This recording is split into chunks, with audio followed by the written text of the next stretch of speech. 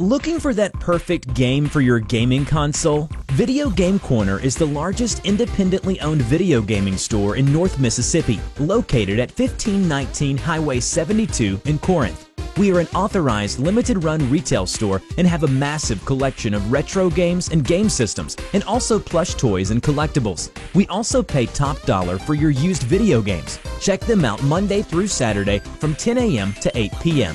Visit Video Game Corner in Corinth.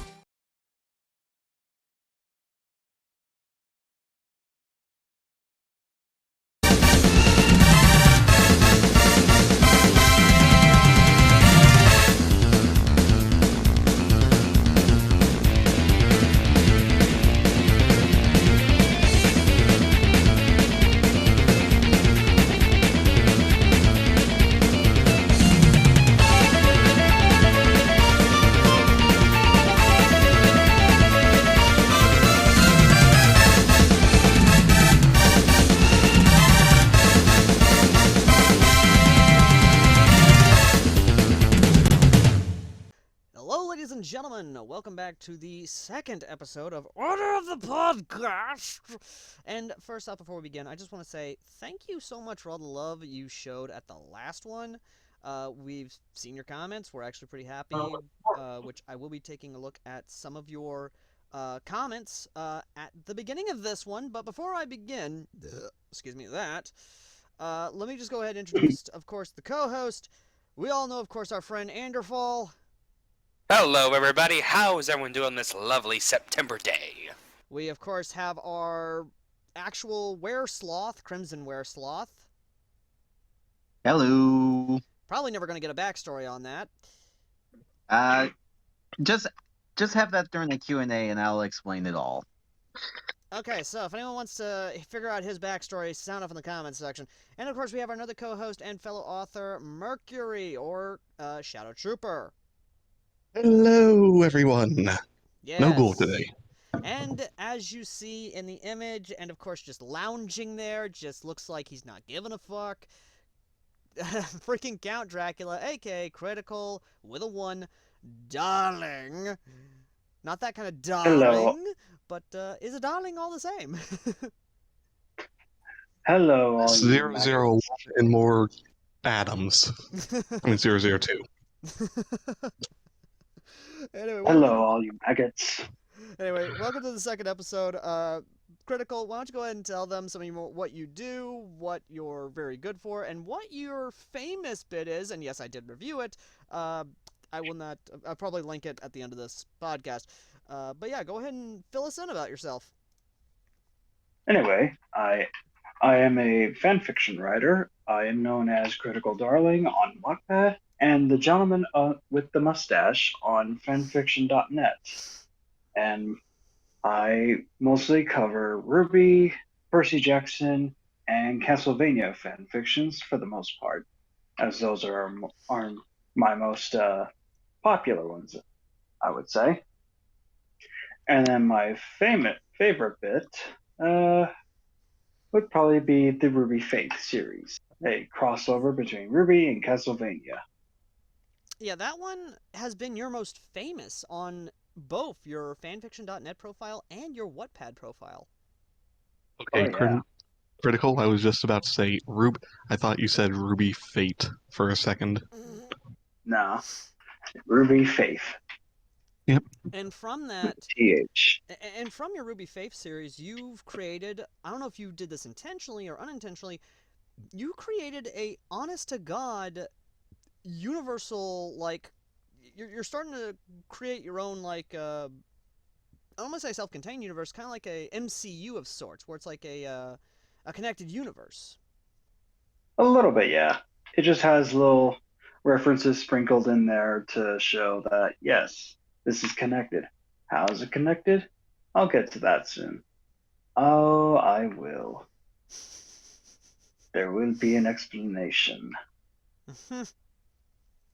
Alrighty then. So, ladies and gentlemen, because Critical Darling's here, and because this is the pitch meeting episode, because you guys actually were good with that, you liked that idea, And because you are requested it, you've been requesting it, ladies and gentlemen, I present to you Anderfall and him continuing on his his bit for, of course, his Attack on Titan X Fallout Storyteller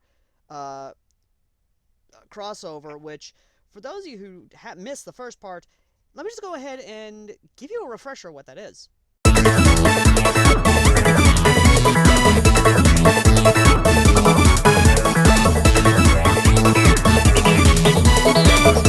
Here's where we continue off. So, Andrew, you said once they're in Boston and after they've seen Season 2, how would they change and how would things go from there in your Attack on Titan X Fallout Storyteller fanfiction? I was writing it. What would happen is that the Eldians that are there, they would become their own fifth faction. It's more along the lines of the Eldians that were under Marlene's boot, they know what it's like to be oppressed. They know what it's like to be beaten down, so they would literally accept everyone. You're a former raider, as long as you don't do anything to hurt the community, you're welcome. You're a ghoul, got kicked out of Diamond City, you're welcome to join us. You're a synth on the run, you're welcome to join us. Essentially, they become their own fifth faction. Interessante. Okay, Essentially, yes. Merc? I was going to say that it sounds like they take the motto of good neighbor of by the people for the people to the extra degree of by everyone for everyone. Not necessarily. In a That's way, just- they're following what Aaron's idea of freedom is. Fair enough. Except, without all the Without the genocide. Yeah, without the genocide. So, because of the fact that now they're in a different world, Aaron's not going to go down that route, and essentially, those that are left behind, Zeke, Peck, all the other Eldians that have drunk the Marley and Kool-Aid for way too long, well, essentially, we may or may not get a little look into that world, see literally the entire world going, well, you've been the threat the longest, saying the Eldians the threat, now the Eldians are gone. Well, Marley, how about a little conquest? Oh, fuck. So, I'm back with the Eldians in post-apocalyptic Boston. They have essentially set up in Sanctuary. So the city So- of Starts, of course. Yep, City of Stars, and in all honesty, they would probably tear down all the pre-war housing and just start building up again. And, instead of ramshackled housing, you actually have proper housing. You would actually see wooden houses out of, the early colonial period. You'd start seeing log cabins being built, and you would actually see cement walls being built all around all around the sanctuary. They're gonna have walls. Okay, it's gonna be the best walls. They're gonna build the best. And no, for anyone thinking, these are not going to be regular cement walls. They're actually going to be Titan walls, Oh my! No, made out of the Titan crystal. now I know you were saying in the last pitch meeting where you were saying they would that the god, which for some reason has a New York accent, by the way, critical. You were saying that this god basically is spoiling them a little bit, so they get pre-war soldiers like from the Fallout 4 mod, which is America Rising, an Enclave mod. Which, Tale of the Enclave. yeah, by the way, very good mod. Just saying, everyone should go give that a play. It is a very good, if you want to do an Enclave playthrough, definitely worth it. That aren't genocidal maniacs. Yeah, that aren't genocidal maniacs. Moving on. So, the big thing though is when we were talking off camera, off screen, we were kind of having fun with the idea. We were talking about how you were gonna how Nate and Nora could be incorporated, because we both saw how that bullet Fallout New Vegas. If it's taught us anything, is that getting shot in the head doesn't mean you're dead. And Mafia 3. Don't forget Mafia 3. Oh yeah, Mafia 3. So You yeah. gotta aim a little high. You gotta aim a little So, lower. what exactly would happen if I was writing it, was, whichever one it was, whether it was Nate or Nora in the pod with Sean, Kellogg actually didn't hit them. He actually grazed them. Mm-hmm. Like, because as you can see, they're actually, struggling back and forth, the Doctor and Nate/Nora. So I would say that since he couldn't get a clear shot, he just fired. The bullet grazed him. Nate/Nora went back and accidentally hit their head on the cryopod, which caused them to release Sean, and then... Yeah, because for anyone who has not been on actually heard the audio blast, or at least been on the front, or at least near the front end, or near a 44 Magnum when it gets off, the concussive wave of that son of a bitch is actually pretty powerful. Yeah. Yeah, it really is. So, after that, pods come back down, they get refrozen. Now, instead of a malfunction in the system, all of the pods get refrozen. So Nate/Nora aren't just the lone survivors. No, they have literally an entire vault of pre-war people. Okay. So once it happens and they all go to the surface, they see, in Sanctuary, besides the destruction of literally everything around, they see literally that their town is literally still, their homes are still homes. Just not in the way they expected. Oh yeah, look, surrounded by giant fucking walls. Yep.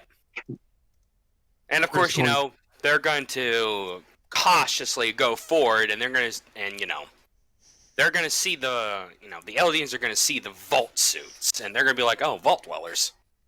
Then it's going to be like, pre-war vault dwellers? Okay, you need to come talk to our leaders.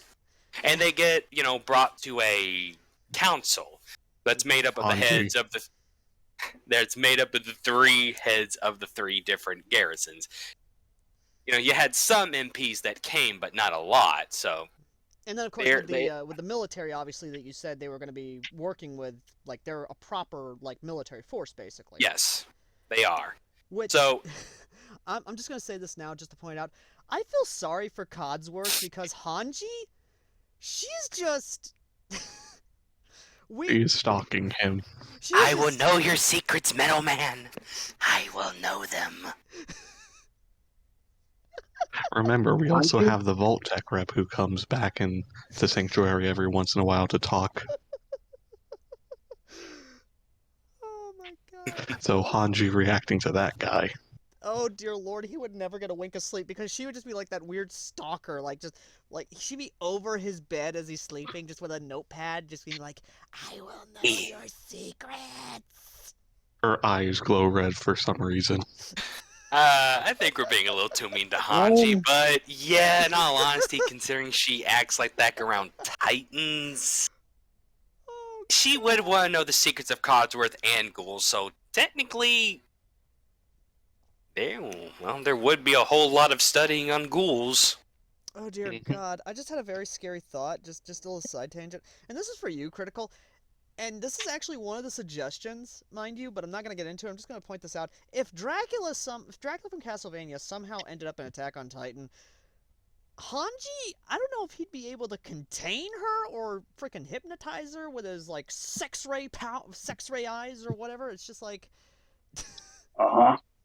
Oh, dear God. She'd be... Dracula looking on Hanji. Hey, Hanji. Yes, Dracula? You want to tell me your secrets? No, I want you to look into my eyes.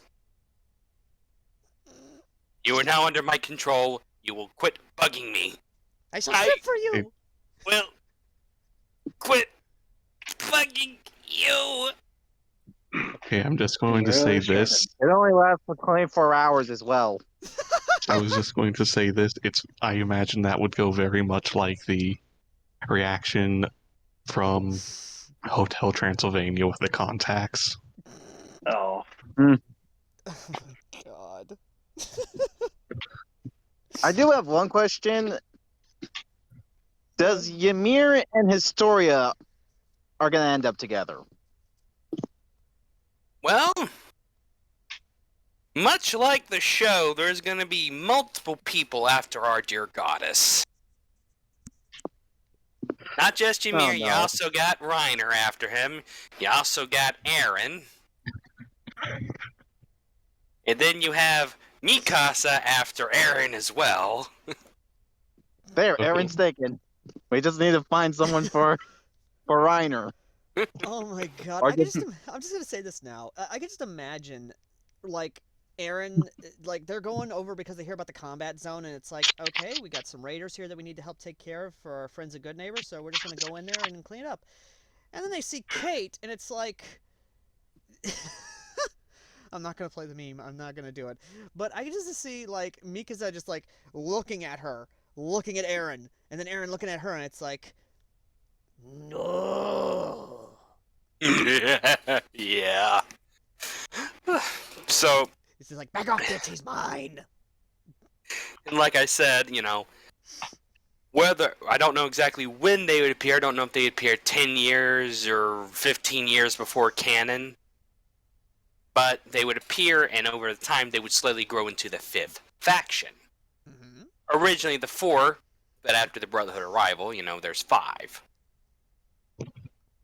And then, of course, So- because it's a storyteller story, you can't have it without the storyteller. So something I suggested while we were talking about this was, they're just going about their day like normal, and then they start hearing the metal footsteps like walking up the pathway to one of their outposts, and everyone just stops, and coming out of the horizon is the man himself that they have learned about. It's the storyteller with Edna. And in the background plays the iconic Fallout theme. No, this is how they figured. This is how they figured out that Storyteller is not your average raider in power armor. They also hear the iBot. Or they hear him rambling. That too. It just, like everyone just stops and stares at him, and the reason Storyteller's there is because of the Giants of the Waste. Because they're still able to turn into Titans, and basically kick ass and take names and frickin' do boxing matches with super mutant behemoths. Yep, and the best part is, God took away the curse of Ymir. Because that No curse 13 operates. years. Yep, that curse operates on Attack on Titan universe rules. Guess what? They went to another universe. Those rules no longer apply. Does that mean the rule of mass applies to the Titans now? The rule of what? Basically, Oh, that is a good point. basically, when something doubles in size, it quadruples the mass. Quadruples. And also the fact that the larger an organism is on the terrestrial side, the lot More more heat. likely that their internal organs will crush in on themselves. Well, you guys gotta remember, Titans instantaneously heal from anything. So long Fair as it enough. doesn't sever, Yeah. literally, their spinal cord in the nape of the neck, or the person inside of them. So really, no, it really enough. wouldn't matter. Because they can heal instantaneously from anything. And much like the Vorcha, as long as they get hit enough for something, they essentially can ignore it. And really, that would only really apply to Bertold, considering, 60 meters tall. Yeah, true. The way I see it going down. Sorry, Critical. Go ahead. I didn't say anything. Oh, I thought you were. I think it about was to say Crimson. something. No. The way I see it going down is how one could take the plot from there is literally them just following the storyteller. Well, even then, as the storyteller asks them, who wants to join me on my quest to help my friend the Ranger. I could just imagine Levi's the reaction to that, knowing Hanji. Just, oh my god, it is a. I'm just gonna put this in no mic for all of you. Just I have no words. This is how I see him reacting to the idea of Hanji traveling with the storyteller. I'm scared. Oh, Seems Yeah, about right. that's fitting. That's fitting. He's just sitting there going like, no, no, no, no, no, no, no, no, no, no, no, no. I mean, once What? they have Lady, stop! You don't know what you're doing. Storyteller, stop! You don't know what you're doing. Okay, here's another very interesting question. Go ahead. Would this is just purely on this just popped into my head, but would they get the stone that the movement gear? I can't remember the name of it. Oh, the 3D Uses. MG gear. Yes, the 3D Or- movement gear. And you're talking about the anti-personnel modification that the internal squad had, right?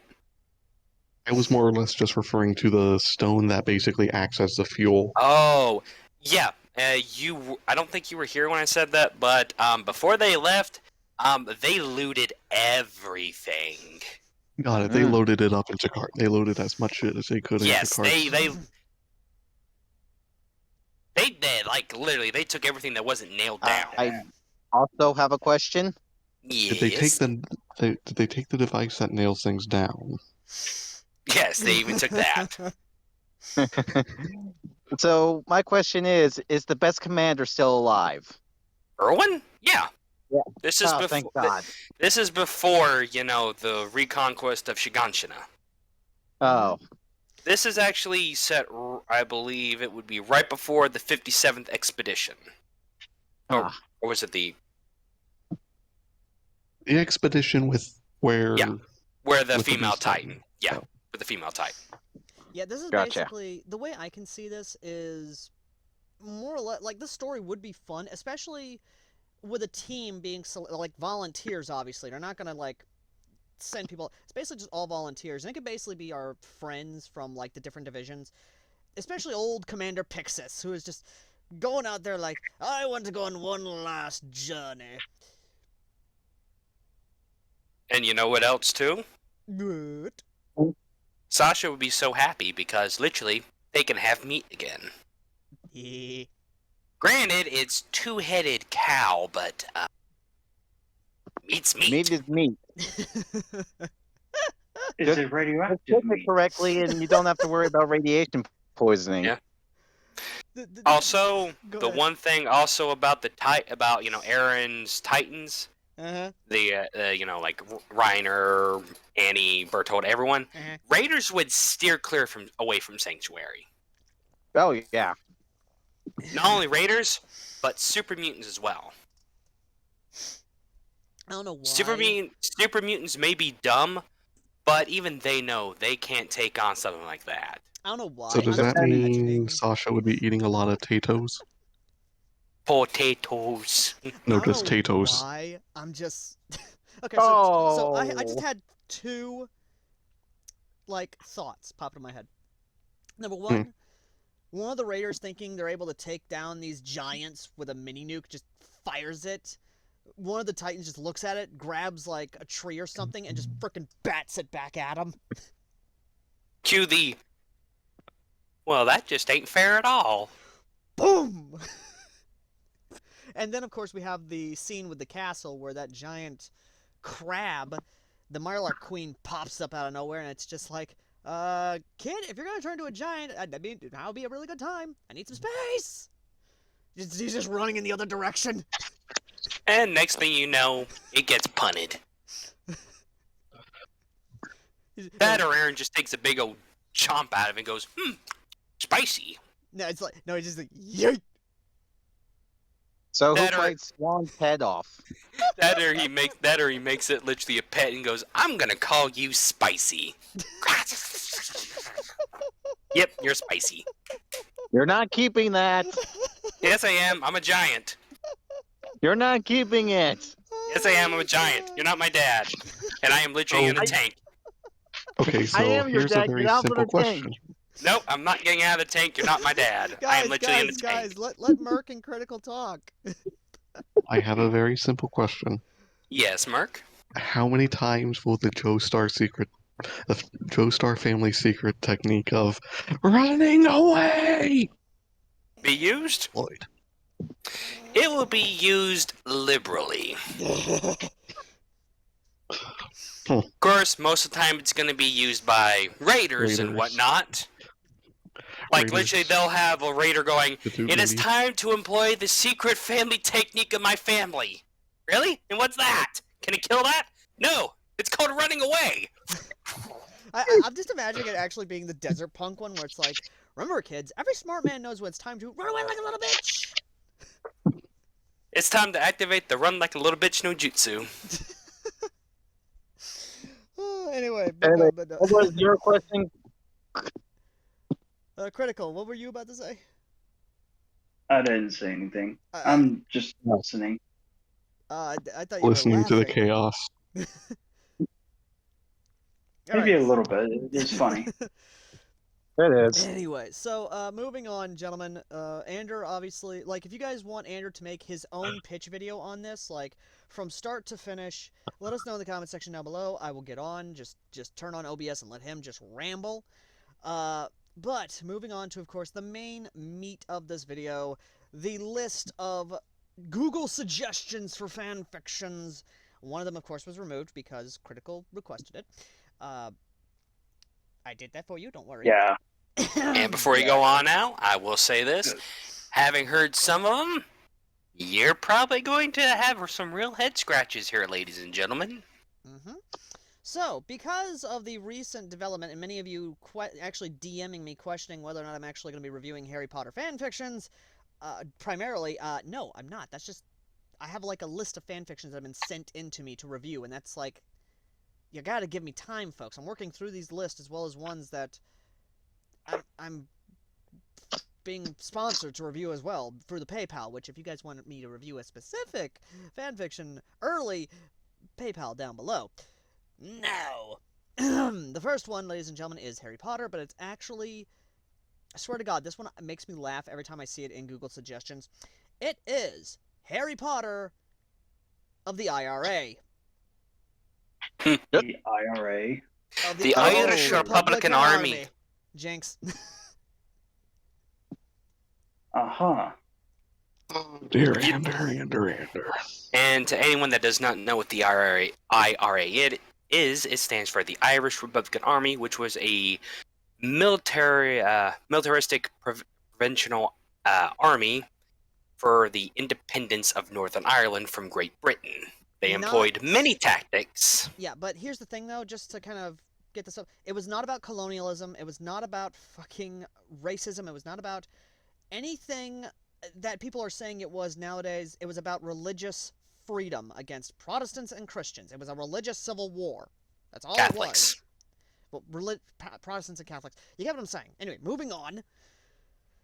So, I'm just going to go first because I actually have thought about this. I've actually done a video on this already. I'm going to make it We quick. talked about it before. Yeah, I'm just going to make a quick one. Basically, Harry Potter is raised in Ireland. He is an Irish citizen because his mother was Irish, and the British try to come and take him. They say, fuck you. They kidnap him, and basically, Magical England gets their version of the Troubles, i.e., pipe bombing, bombings, gunfire. And the British government, because, you know, Ireland basically told them, yeah, here's what happened, basically tells the magical English government to hand over Harry Potter, or else they're going to step in. And then that's going to devolve into another wave of the Troubles, and they don't want that. So, basically they do that, and however one does basically anything is completely up to them. While, of course, obviously, while Harry's at Hogwarts, he is full-on Irish national and just causing all sorts of headache for the English.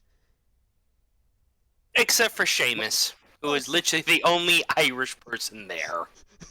Yeah, they actually Which escape, I start think it, bombing Hogsmeade and just killing as many Englishmen as they can. Just keep the Welsh and the Scottish people alive. We need them. Anyway, okay, so, because Critical is also a fellow Harry Potter fanfiction writer, oh yeah. I'm just going to pass this off to you because you are technically our special guest. So, how would you make a Harry Potter IRA fanfiction? Well, I've never heard of the IRA but I will probably link you a Honest- video sometime in Hey. the future just so you understand them.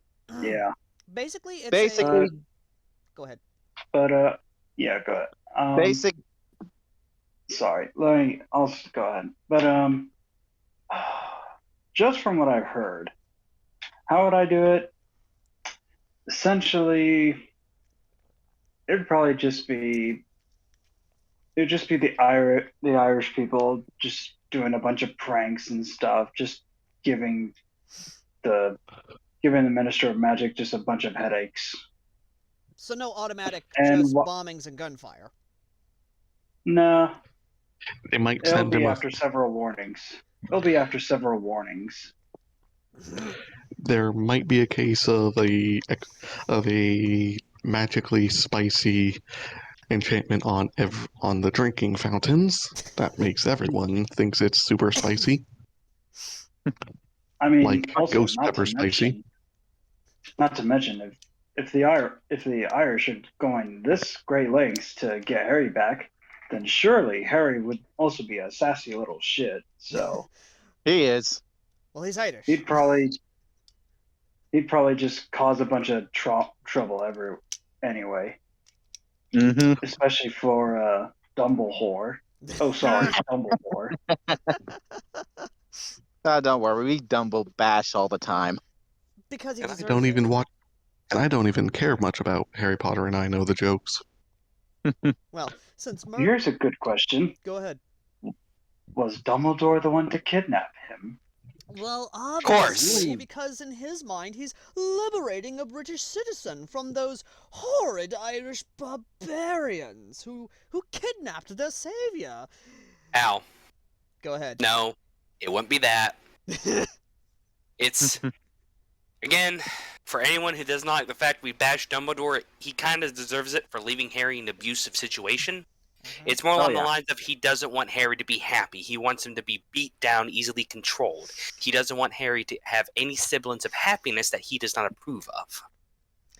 Mhm. So no, it's not liberating Harry from the quote-unquote barbarian Irish. It's more of, I need my pawn beaten down so much that he looks at me like I'm a god. Well, obviously. Well, Does to that be make fair, Dumbledore a Karen? the savior thing is for the public. The Yeah. beating him down is strictly in his own. Yeah. Yeah, the big thing. Yeah, to though, reiterate is- my question, does that make Dumbledore a Karen? Yes, it does. Yes. Yes. So, Crimson, obviously with Critical not unknowing the IRA, which again, Critical, I will happily send you a video, two-part video on the troubles themselves so you kind of understand what they are. Merc, obviously you don't care about Harry Potter.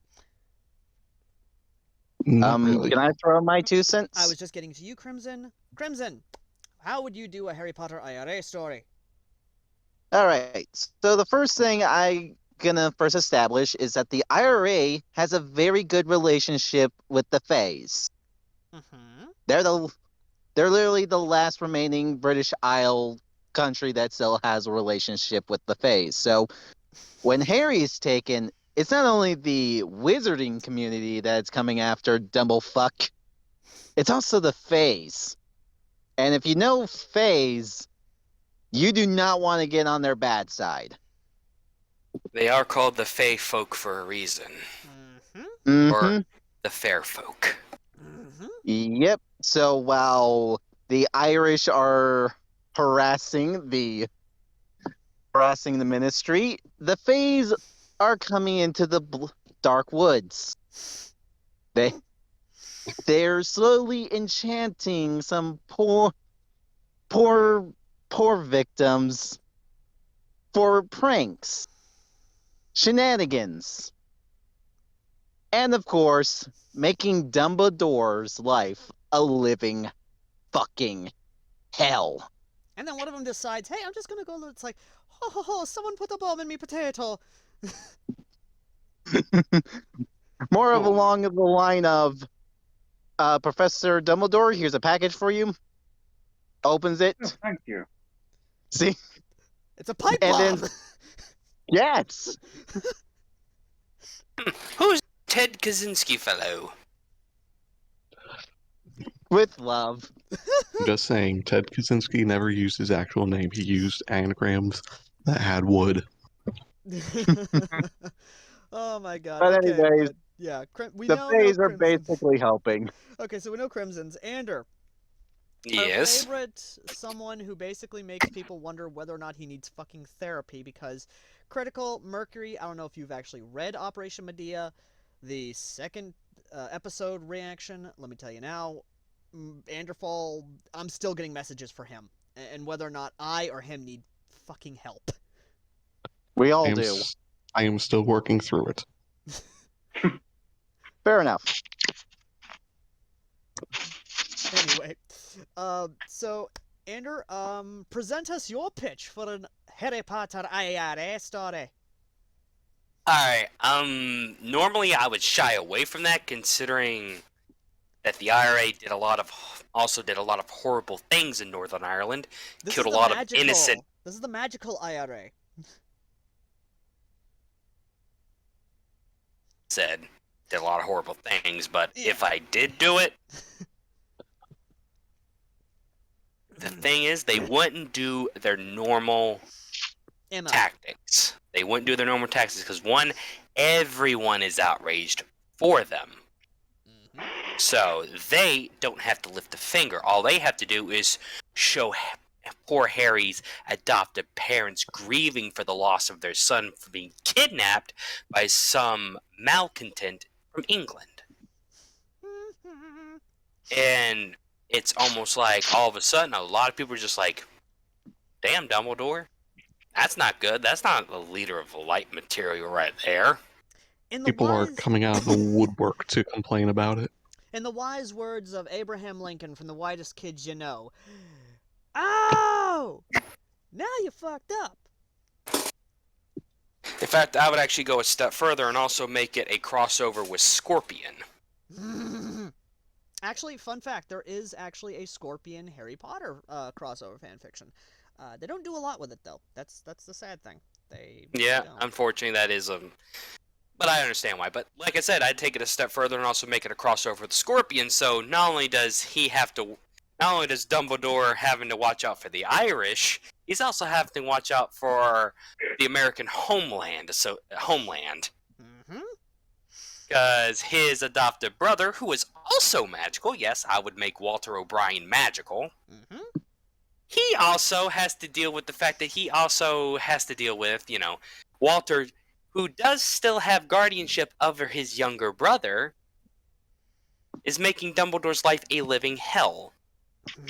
Because of the fact that he illegally obliviated their memories. There's a form for that? There's a form for everything. Yeah, there is. And here's the thing, it's illegal because of the fact that they knew Harry was magical because their son was magical and their daughter was magical. They knew about it. They were allowed to know about it, but what did Dumbledore do? He obliviated their memory of Harry. Of course, then again, that is what he did in that one Harry Potter Scorpion fanfiction I did read, but it's too good to not do again. That and, come on, for a Dumbledore that literally wants Harry to be his sacrificial pawn, there is nothing he wouldn't do. So all those people defending Dumbledore, I'm sorry, but the way he treated Harry, that's not someone who wants him to come out alive, that's someone who wants him to sacrifice himself. Yep. And remember, he only became straight up with Harry when he was dying. Which is fucked up. And for the second part is, I would also, it'd be a coin flip with Snape. Because on the one hand, I do like his character, but it's only because of Alan Rickman. Yeah. God bless that man. Yes, seriously, God bless Alan Rickman, because he made Snape literally likable. Because in the book, Snape is a fucking asshole, and there's not a single damn thing anyone can say about book Snape to convince me otherwise. He was written like Alan Rickman, and Alan Rickman made the poorly made Alan Rickman look better.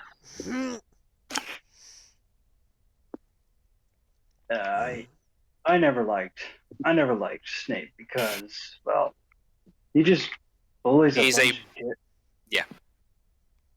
He's a bully, plain and simple. Not to mention the fact that when quote unquote teaching Harry to protect his mind. He literally is making fun of every precious memory Harry has. Mhm. What good man does that? You want my he's not- opinion? There is a very hot place for Severus Snape. Yep. Oh, how did Awaiting you him. already know?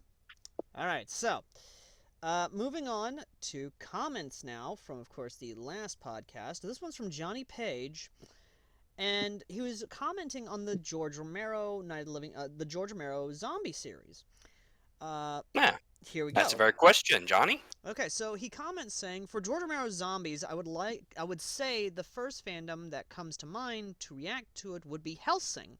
I just imagine that Alucard would give the best commentary. Oh my god. Well, he isn't wrong. He would. And of course, Yeah. it depends on which Alucard it is. He also adds, Resident Evil or High School of the Dead reacting to this would be pretty cool too. Oh no. Oh my Oh. god. I am not touching High School of the Dead with Hey. a 10-meter stick Hey, anymore. hey. High School of the Dead is amazing, good sir. I'm well aware, but I'm not touching that place with a 1,000,000-yard stick. I mean, when I tried watching that anime, I just got confused by all the boob and panty shots. It was like, It was I too many wanted a jiggle show- physics. I Fan wanted- service. Okay, so I just Yeah. I just wanted a zombie anime show. I didn't want softcore porn. here's the thing. Admittedly, it came out during the era of fan service. Yeah, it came out around Yeah. 2012, and sad to say, the creator died before the story was even created. Because if you read the manga actually was at a very cool point where they're going to be rescued basically by the government, or at least the last of the world government. You mean the UN? Yeah, basically the UN, and Don't call it the world government. I get One Piece vibes and. anyway, but no, seriously though, Yep. Okay, Johnny Page. So let's stick with the first one, Helsing. I think Helsing would be an interesting idea because if you put it in a way where it's either like movie night or it's their world never had George Romero's Night of the Living Dead series, and they're basically being shown. Kind of like what happened with Walking Dead. Yeah, kind of like that. Where basically, like, they're shown a world of saying, yeah, your world's kind of messed up, but believe me, it could be worse. And here we just Alucard just smiling because, ooh, my versions are faster. Not No. only that, but I can Yeah. literally see him borrowing something from Team 4 Star's Frieza going, oh yes, they're killing zombies left, right, and center. Any drunken hillbilly with a shotgun can do that. Yeah. Ah, Wait, they do technically have zombies though. they're ghouls. Yeah. Which is They- Uncle sort of the zombies? same thing. Yeah. I mean, Which is sort of the same thing. they are sort Yeah. of the same thing. Yeah. The only difference being that they follow the command of a vampire. Mm-hmm. Fair enough. Zombies are just more mindless. They are a mindless creature that is only driven by one thought: to continue to spread the infection. Whereas Or Being ghouls, to they are directed by the vampire that made them. Hmm. And if the vampire dies, they literally just stand around doing nothing. Helsing reacting to COD Zombie storyline. Oh Jesus! Which Christ. one? Oh, Jesus Christ.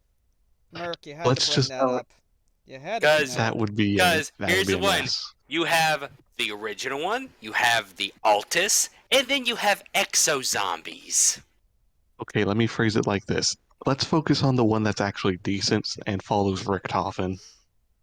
Okay, so you're talking about the original and the Altus. You're talking about Yes. Triarch zombie, basically. Yeah, Yes, I'm Triarchs. talking about Treyarchs. Okay. Which, in all honesty, I would actually love to see them react to Exo Zombies. Here's an Yeah, Because that'd be weird. Alucard would go, oh ho ho, an extra challenge! here's an I mean, idea. it wouldn't- Oh my god. I How mean, it about- wouldn't be a challenge Depends on- because it's Alucard, you know? Here's an idea. Helsing reacting to the Sniper Elite zombie game.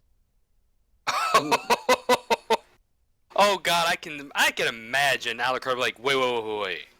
You mean to tell me that this universe is Hitler fell into hell and took over hell? What the hell? My job. That's my job. Okay. Yeah, no, Lucifer, he'd be what the pissed at fuck? Hitler.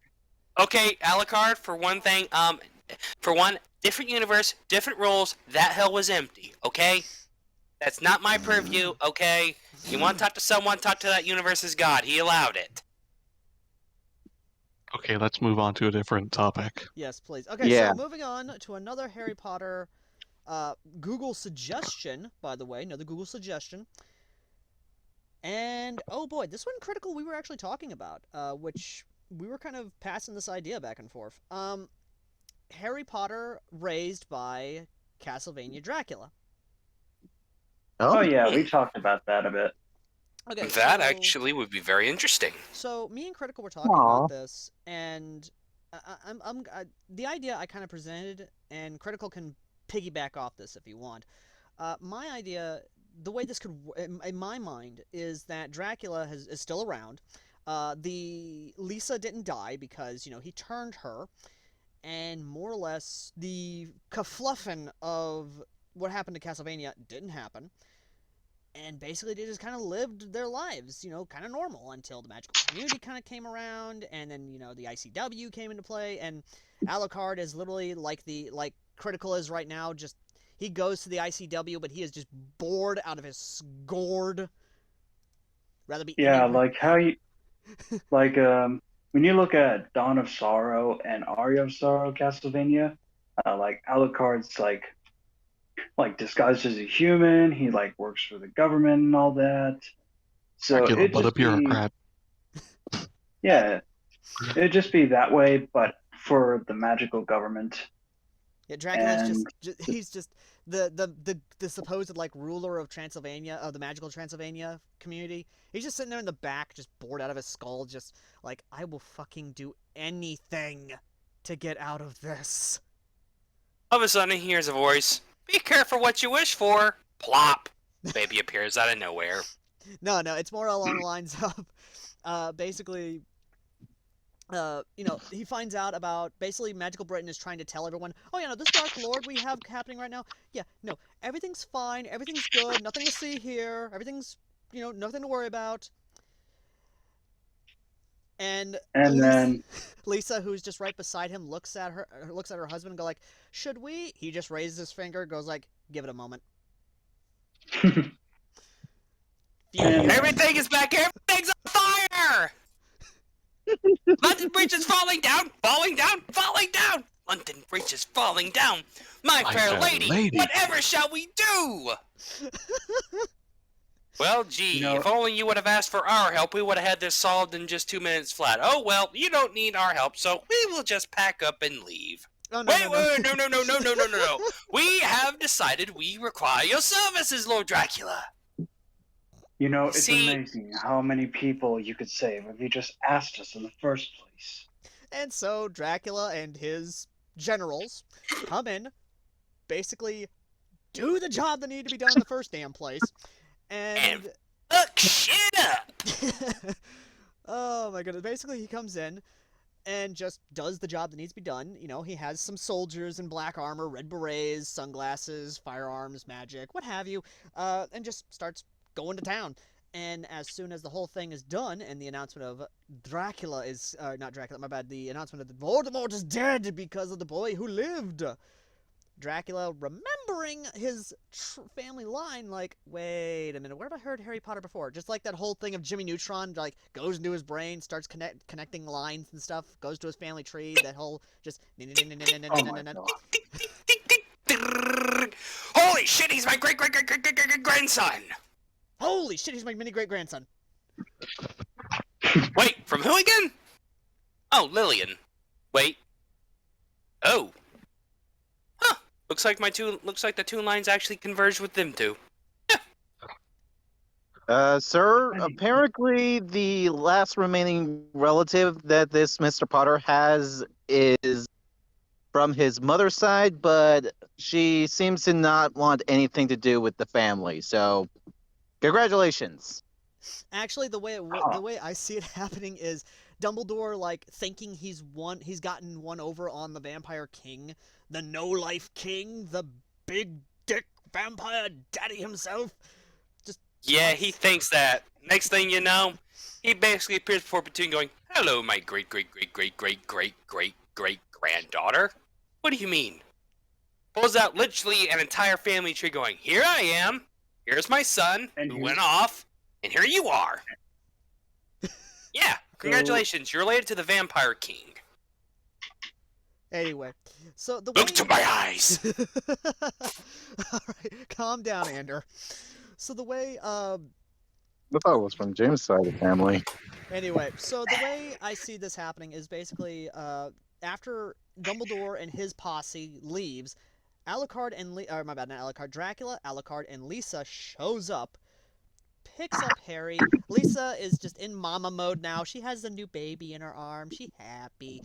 And Dracula just kind of sneering a bit, just like, and Whitebeard thought he could pull one over on me? Mother scared me a little bit, being all motherly with that baby. No, she's always Doesn't wanted work. a child. Then why didn't you give her one? I've been shooting busy. blanks for the last 200 years. It is impossible, but somehow she drained me. Father, I'm He's still scared. recovering. All to make you, son. So don't ask. Father, I'm scared. You think you know fear, you don't know real fear. Sir Dracula, we kind of have an issue. We better hurry. We gotta hurry. Somebody's coming back. Anyway, so basically The the idea is that... demonetization symbol has rang. We need to move on from this topic. Anyway, so Please. basically the whole idea is that after actually doing a great service to magical England, Dumbledore is kicked out of Hogwarts, and Dracula brings in his crew into Hogwarts after being rewarded for his fine service to the magical community and dealing with the Dark Lord. Harry is raised by his mini great-grandfather, his mini great-grandmother, his mini great-uncle. Or tech. Technically, Well, okay. Here's the question. Who was the one who is Dracula? Is Lily from Dracula's side or from like Alucard? I'm gonna say Adrian, considering that Dracula is not. I don't know if he would be able to make another heir, but basically, in my mind, Adrian and his hot, dark-skinned, buff gym mommy just went at like jackrabbits and just started making babies left and right, and basically that caused a whole lot of bloodlines and just. Fair enough. In fact, believe it or not, in this universe, any magical family worth their salt said proudly will state, "We are descended from the Vampire King himself." Oh, great. Look, I'm Even just more concerned what reason for the Godbrand would Malfoys to teach be- here. So let's just say Alucard is great father. Yes. The whole idea is that basically Dracula raises Harry, and Dumbledore, thinking that his plans worked, minus of course not being the headmaster of Hogwarts anymore. No worries. He'll still make something work out of it. He'll still try and make his plans work. He still got some political lead. Yeah. So basically, Harry is raised as a vampiric prince, and more or less goes through Hogwarts with his family as the heads of it. And how one goes with that storyline, I present that to you, ladies and gentlemen. Critical. And, Dracula has to, quell an uprising 200 years previous in Italy. Group calling themselves the Volturi tried to take over the vampiric world. He had to show them their place. We are not putting Twilight into this. Who says they're No. who says they No. are? No, no. Who says they Twilight. are? No Twilight. I said who says they are? They're just a group calling themselves the Volturi. At Oh most, my it's a God. reference. Problem I'm is, gonna is that bring the story Alucard is here right fucking now, Ender. What? I know vampires don't sparkle. Anyway, so we now go to our special guest, of course, Critical. So you can piggyback off me if you want, Critical, or you may present your own version of this story, which I am very intrigued if you have a version of this story you'd like to attempt one day. Well, currently I still currently have the God damn it.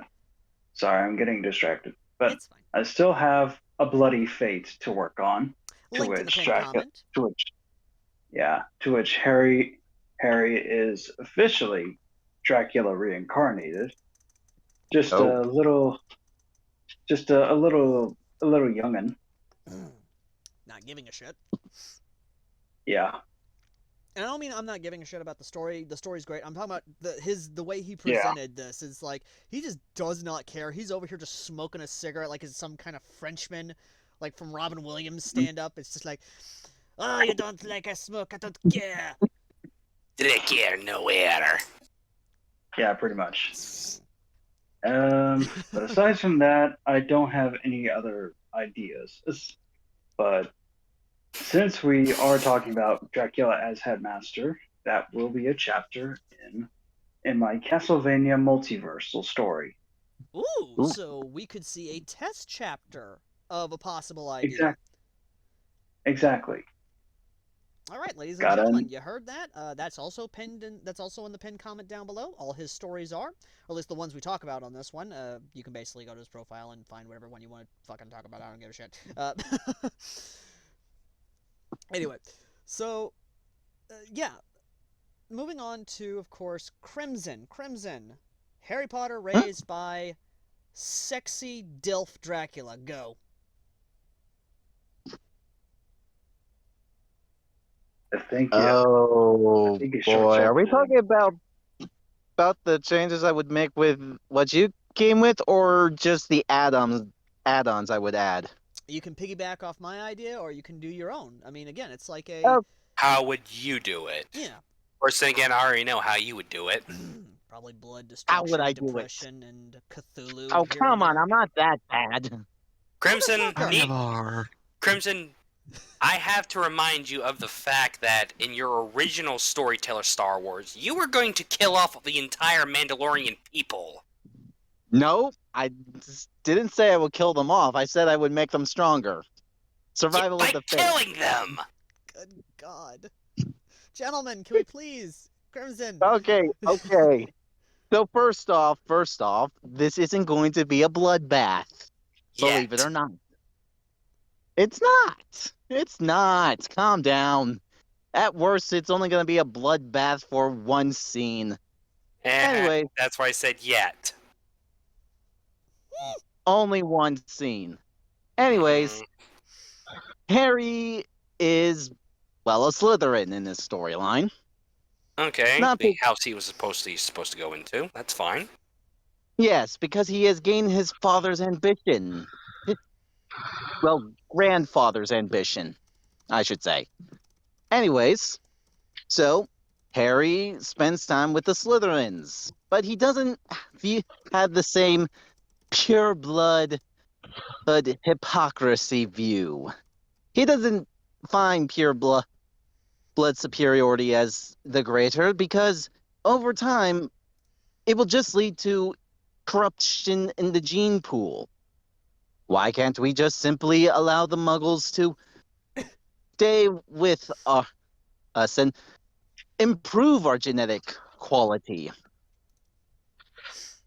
So that's his viewpoints on the whole Mudblug situation. Hell, he actually breaks Draco's arm, then reattach the bones to basically states his point. Do not attack any of the Muggleborns, and I promise you're not going to get hurt. Anyways, most of his time he's just dealing with all the shit that comes with Hogwarts. Luckily, no Sorcerer's Stone. Lucius does not want to fuck over with Dracula. So, luckily, no Chamber of Secrets. And Dracula actually does his homework for staff. So Alright we then. don't have that incident. Everything is fine until the Triwizard Tournament, Mm-hmm. where Harry does get his name in the cup, and while he does his whole pick and choose what competition he does, he tends to blow past them pretty easily. Mm-hmm. It's You only know- when he goes. It's only at the graveyard where, like Andrew says, the one bloodbath scene happens, and it's just Harry releasing his inner vampire. Because, fuck Voldemort, fuck all you Death Eaters, I just want to live a fucking normal life. As normal as you can get being a wizard vampire. And I'll step in and say this. What Death Eaters? I'm pretty sure Dracula took care of that, nipped it in the bud. I guarantee would you be there will be interesting? some of the cockroaches. Oh yeah, closet Death Eaters, the ones that didn't take the mark. Yeah, you are right about that. Okay, wanna so know- basically what I understood was Harry happened to look at the autopsy of Charles II and basically said, screw that, I don't want to have that repeated. You Slytherin can if you want, but I am not. Pretty much. Well, here's a good, interesting idea. So Mhm. in the sixth book, Snape said that that there were several Death Eaters that thought of following Harry Potter because Harry took on Voldemort like multiple times, proving that he's stronger than him. Also kill him as a baby. So why not have Death Eaters be at his command? There is a small, tiny little cult out there, but they're not really that big of a deal. More of a hilarious joke for Harry to deal with. Like, he's just walking and some person is just giving him gold coins and saying, "Oh, praise you, Lord." Why? You are our Lord, Lord. What? We follow your command after you defeated the Dark Lord multiple times. But- You are clearly stronger than him. Yes, I am, but what? He admits it. He is our Lord. Why He am is I the seeing Dark a Lord Life that of will Brian destroy thing going on? It's like, and the command of me, fuck off! Yeah, it's basically that. I'm not the Dark Lord. I'm not. I say you are, and I should know. I served plenty before. You know, there was actually a fan theory that originally Lucius was going to pledge his support for Harry because he thought he was going to become a Dark Lord. Yep. Well, let's see. Well, we know how that turned out. Yeah. The fate of every person in Slytherin who tries to not fall into the evils is basically Charles II. Dying of a poison 200 years in the making. Anyway, so let's Being move called the on. Bewitched because it's illegal to call someone the fucked up. So let's move on to All one right. that. Ow. Alright, so let's move on to a Castlevania one we were just talking about before off camera. And I'm gonna let you guys talk about this because of course, Cyberpunk Edgerunners. If you haven't seen my review of that yet, please go check it out. It's spoiler free, of course. We may do a spoiler review in the future with everyone who has seen it in our group. We haven't decided yet. So, ladies and gentlemen, Castlevania Cyberpunk. Two very different genres somehow possibly working. Is that possible or not? Well, someone was able to make a Skyrim Fallout crossover story work, and it was amazing. It all just Oh, depends okay. on the writer and how realistic it is. As Because Al said earlier today, if you a good writer can make a story work. Mm-hmm.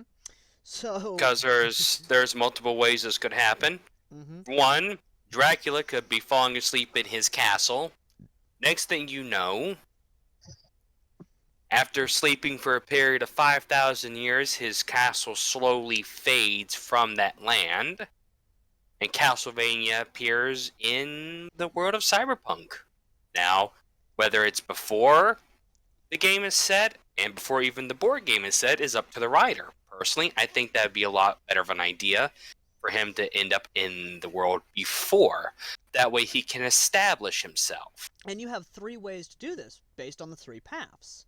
Like, you can do the 3 paths of the video game, the Corpo, the Nomad, and the Street Kid, or you can do it like the board game path, which I'm gonna let you guys look into yourself. I actually have that.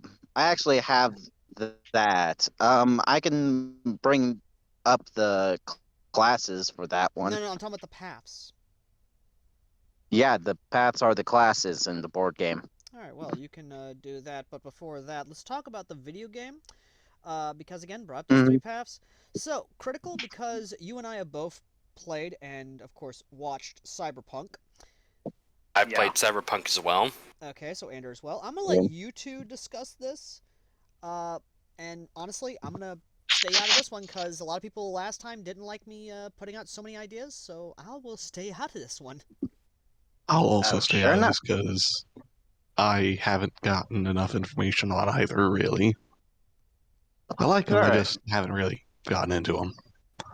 That's all right. Critical? So, Take us out.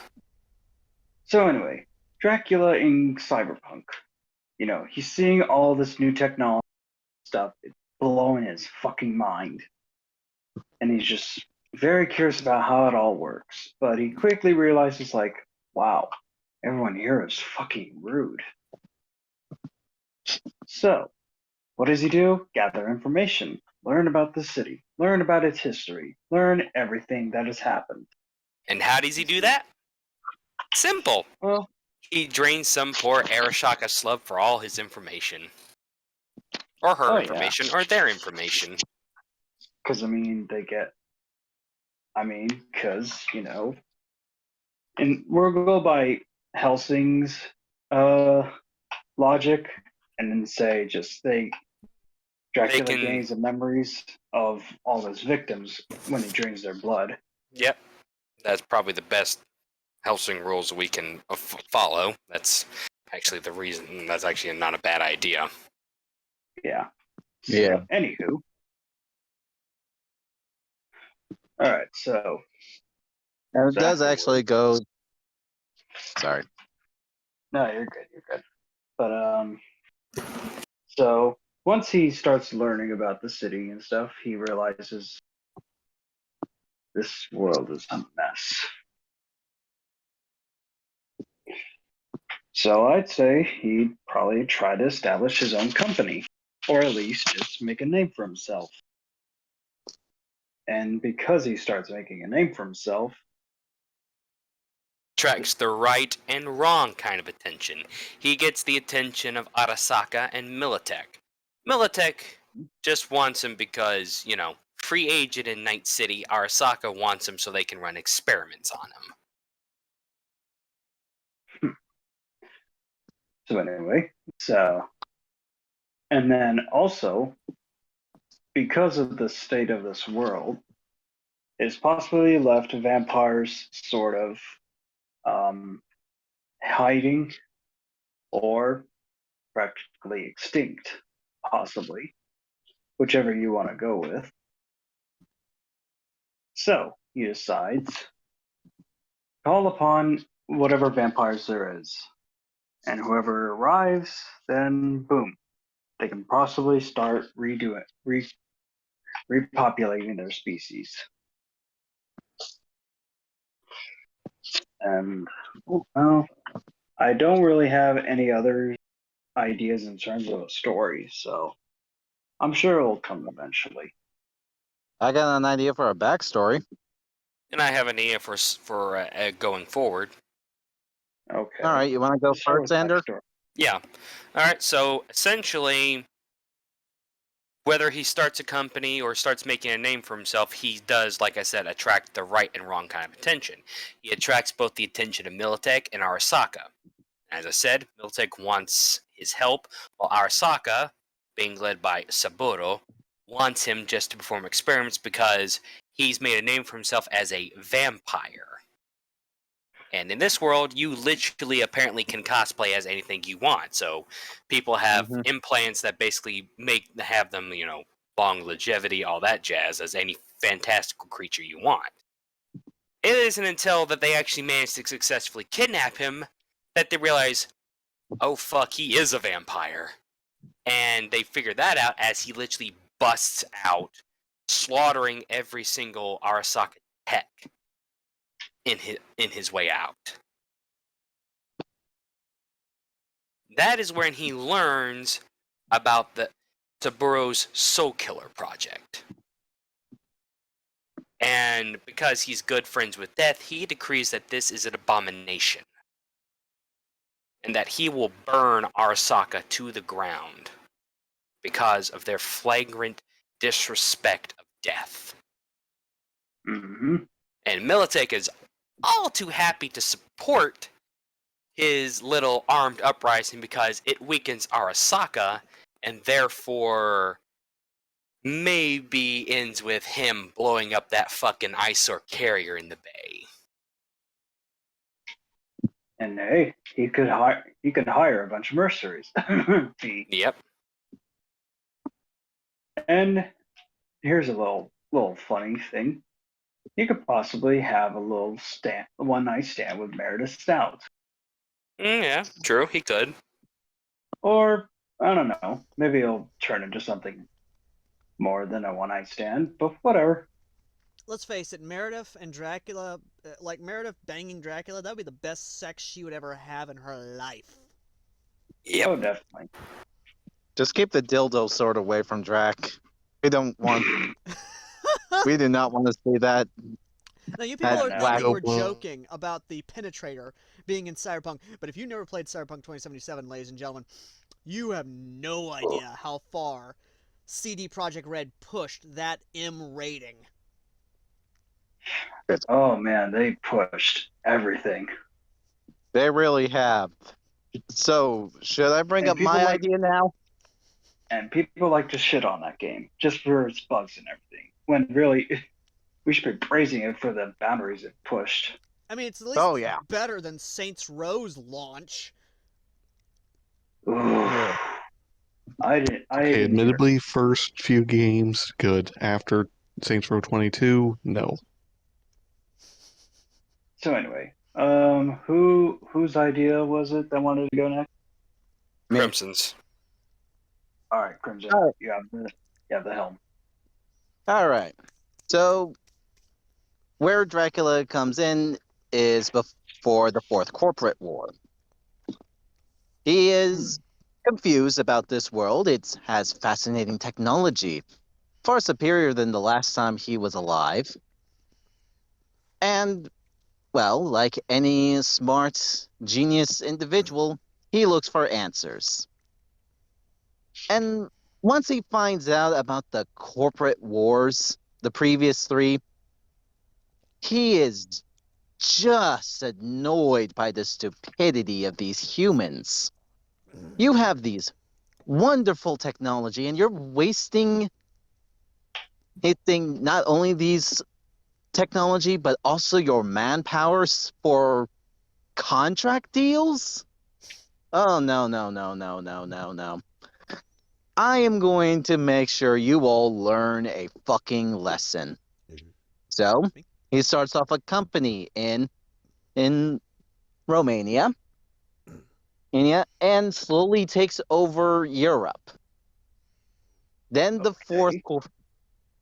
fourth corporate war happened, and instead of it just being Arasaka and Militech, it is also Alucard.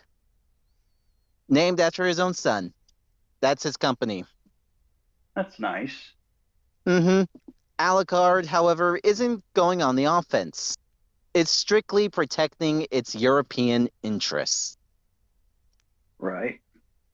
So, by the time of the Fourth Corporate War has ended, while Militech and Arasaka are still licking their wounds, Alucard is completely still functioning and decides this is the perfect time to expand, and slowly starts their expansion. By the time of 2077, Alucard has basically a monopoly in Europe, Africa, and South America, and is slowly creeping into the Americas. Because only after taking those nations can they really do some damage to Arasaka. Because what does Arasaka really have? Just Japan and U.S. Asia. Japan and Night also. City. They also have a good portion of Asia as well, but even then, that's like, I mean, if you look at the map, you can see how much control they actually have on the world. Mm-hmm. I imagine And it's not that much. And with Alucard taking Europe away, Arasaka is much more weaker. Yeah. And Alucard's own, or Dracula's own soldiers are constantly running into Arasaka security teams. Like the one V used to work for. So I can actually imagine that V and Dracula probably would actually overlap. Yep. So we're going for Corpo V in this one? Well, that's the one I played through as V. So yeah, if I were to write it, that's the one I would do. I've played through all three of them. So Same. So if we want to be technical, like for me, I always consider Street Kid the canon path with with going with Pan Am being the canon ending. But it's really just up to you. Yeah, V is literally just an extension of us. Mm-hmm. Yep. Yep. Be it With, a regular dude, a chick, or a futanari, or a cunt boy. Don't remind me. Yeah, seriously. The customization for Cyberpunk 2077 was so great. Like, I swear to God, CD Projekt Red and Mike Pondsmith just looked at all these other games and was like, "That's adorable." Hold on. You think you have customization? Let me show you customization. Oh, I mean, nothing's gonna be. I mean, Bethesda. The controls were a lot more easier, though. I mean, Bethesda's customization is on another level, though. The CD Projekt kind of rivals them, I'd say. Oh, most definitely. Especially with, again, that M rating. Like, they looked at Mass Effect and looked at the controversy of it being like, oh, it's a sex game. It's like, that's cute. Hold our beer. Mm-hmm. Oh my bird. I've seen so many pornos. Just from me playing. And not to mention all the advertisements you find in the game. Yeah. Okay, so I'm just gonna take a side bit right here because I've got to gush about Edge Runners some more. They fucking nailed it. Oh my God, it was so good. Okay, I'm good. Okay.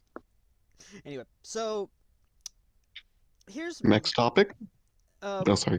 Well, for me, and this is just two things, mind you.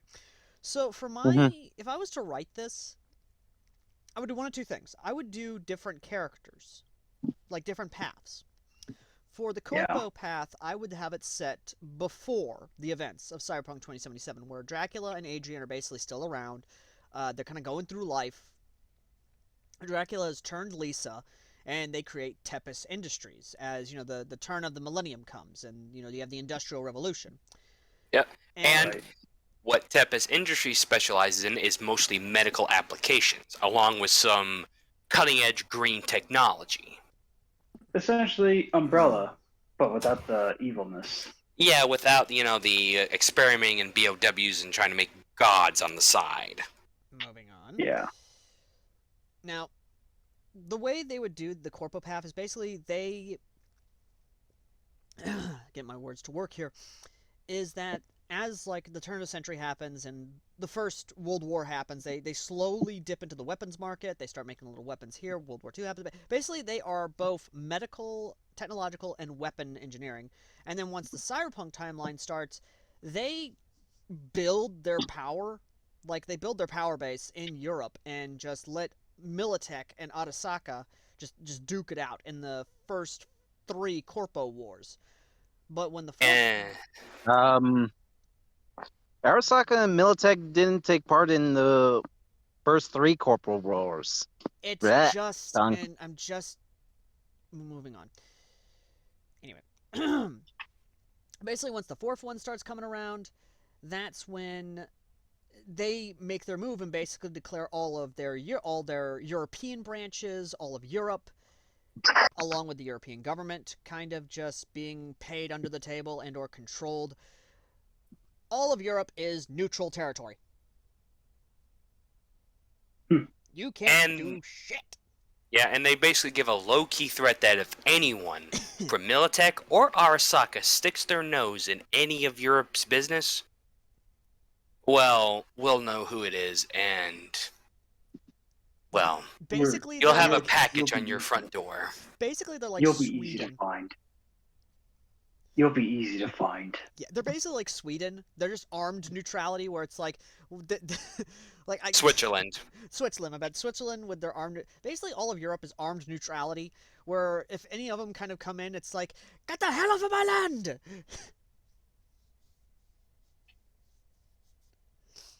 So Not to basically, mention that what V's boss did in the Corpo Path, which is basically kill half of the European Space Agency's people. Alucard's going to be sending a team after him. Yep.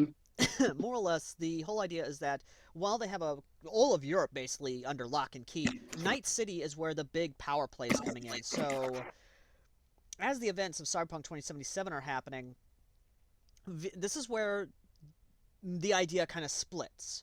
We then change over to a street kid path with the Belmont descendant, V. Belmont. Be it a woman or a guy, doesn't matter.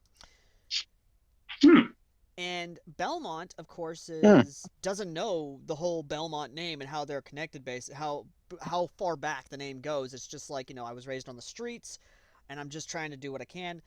Hooks up with Jackie and starts, going to try and just make a living. Basically try and be a legend in Night City. And then, as that's happening for the Nomad path,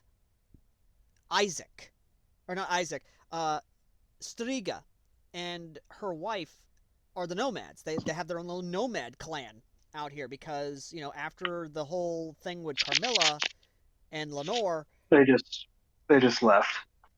They just left, and as the whole cyberpunk thing was going on, they realized people aren't going to want to be a part of this, so they went out into the Badlands and just created their own nomad tribe.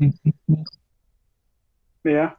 And that's how all 3 paths will be connected. Like, you have the Tepish Industries fighting with Arasaka to get to Belmont to literally get Johnny Silverhand.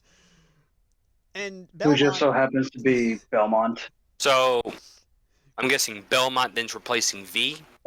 Or No, who's that's the last replacing name. V? Descendant of Belmont. Like, the continuation of the Belmont line, more or less. Alright. Well, where does V come into play, or does V just not even V exist? is the child of Belmont. V is a descendant of Belmont. Alright, for one, Crimson, you really didn't have to say it like that. Yeah. You were the one getting it. You Yeah, don't have to say and it's so Critical... hateful. And Critical explained it perfectly well. Yeah. Anyway. And basically, that's what's going on. The whole story is more or less just V, the child of Belmont, of the Belmont family, just trying to, number one, not die, And not knowing that Tepish Industries is basically trying to help them, they're thinking, oh, fuck, another greedy-ass corpo trying to kill my ass. And then getting caught up in the conspiracy with Arasaka, and then just all this other stuff. Oh yeah. And we could have subtle hints that they're trying to help the Belmont child throughout the entire story. Like, whenever V gets into a firefight with Arasaka Corp, all of a sudden, Tepis soldiers come in out of nowhere and, basically get their attention, allowing them to escape. Yeah, they're thinking, like, from his point of view, from that point of view of V, they're just, V and Jackie, they're just thinking, Tepis Industries just decided to attack this day as we're doing this heist. It's like, bad luck of bad luck.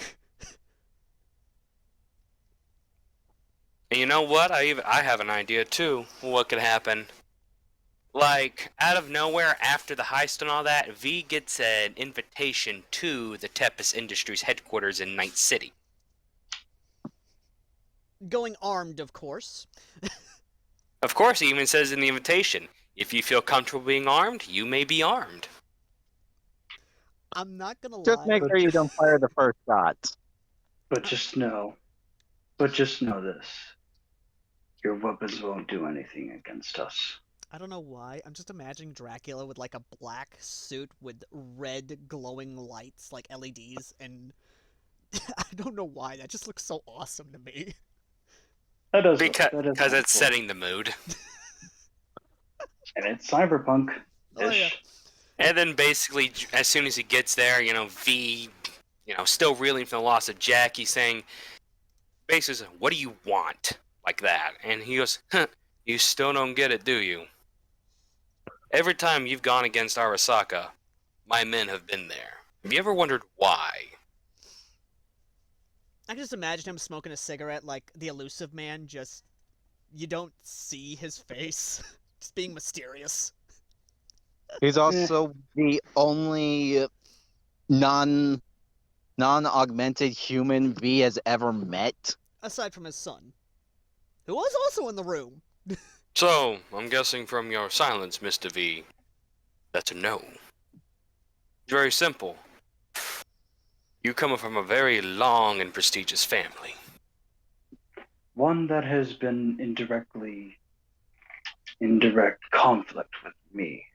But in recent years, well, possibly a long time, I tend to lose I can just count imagine of you. V's response going like, so what? I come from a corpo family who's been fighting you? I'm a street Oh no, Mr. V. You don't come from a corpo family. You come from a long line of heroes. Legends in their own right. So with you trying to become a legend in Night City, you have very big shoes to fill. Because each of your ancestors has saved the world more than once. Bullshit.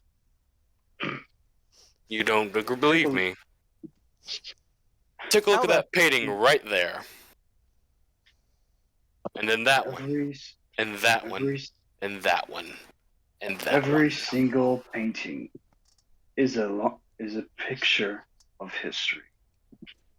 History, my dear boy, has been nothing but blood and sweat, all in an attempt to save the world.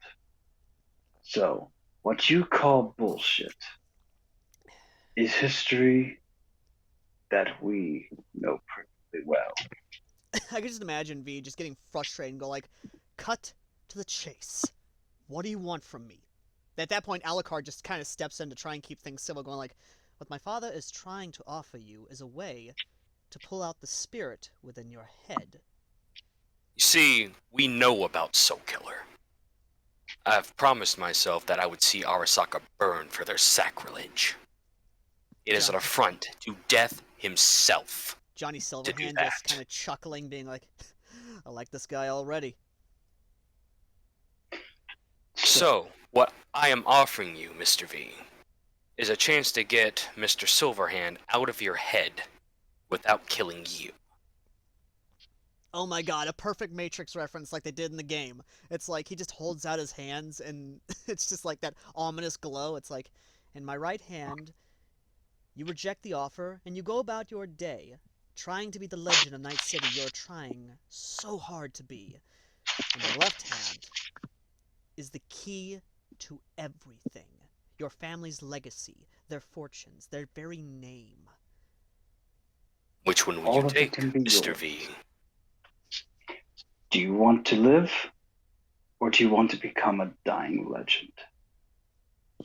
Oh my god, we are making... anybody, make this a reality. Critical, I know you're already, like, swamped all your stories, but anyone listening to this, somebody fucking do this. I Fuck it, completely I'm forgot we're in a podcast. Shit. willing to do Yes, it. I was. But I Yes. still have, piggybacking off of Cyberpunk, I'm still trying to work on a My Hero Academia and Cyberpunk 1. Oh.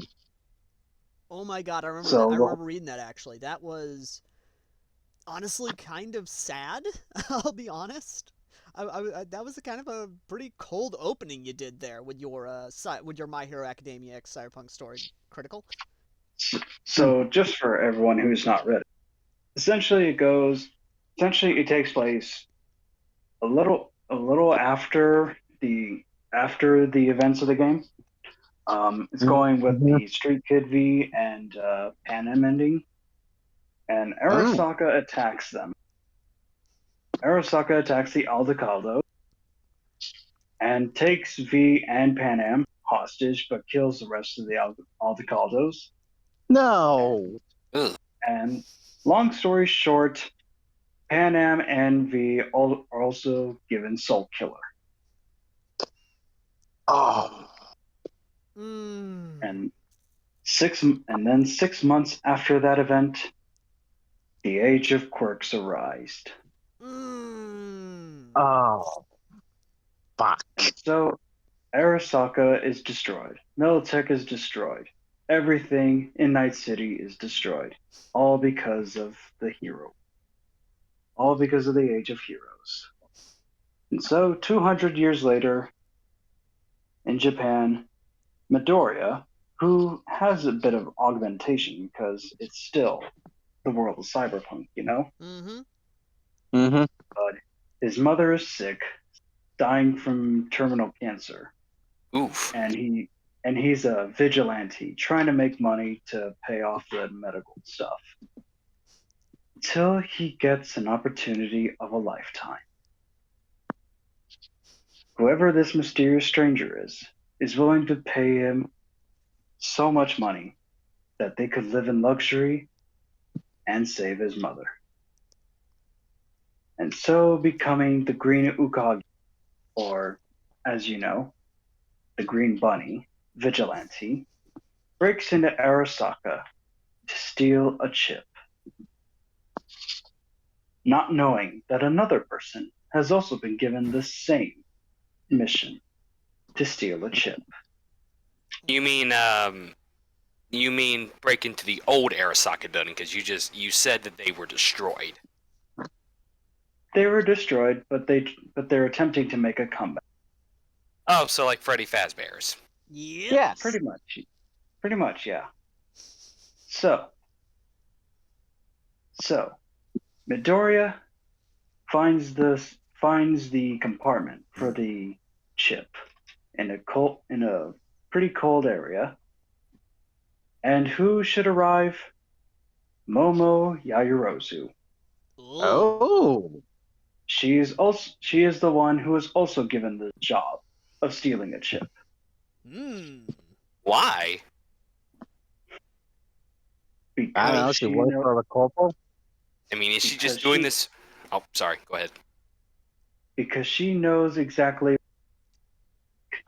and she knows that a company like Arasaka will be brought back. So she's doing it to see Arasaka.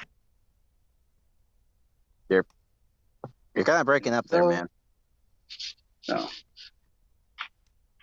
So because she knows exactly what like.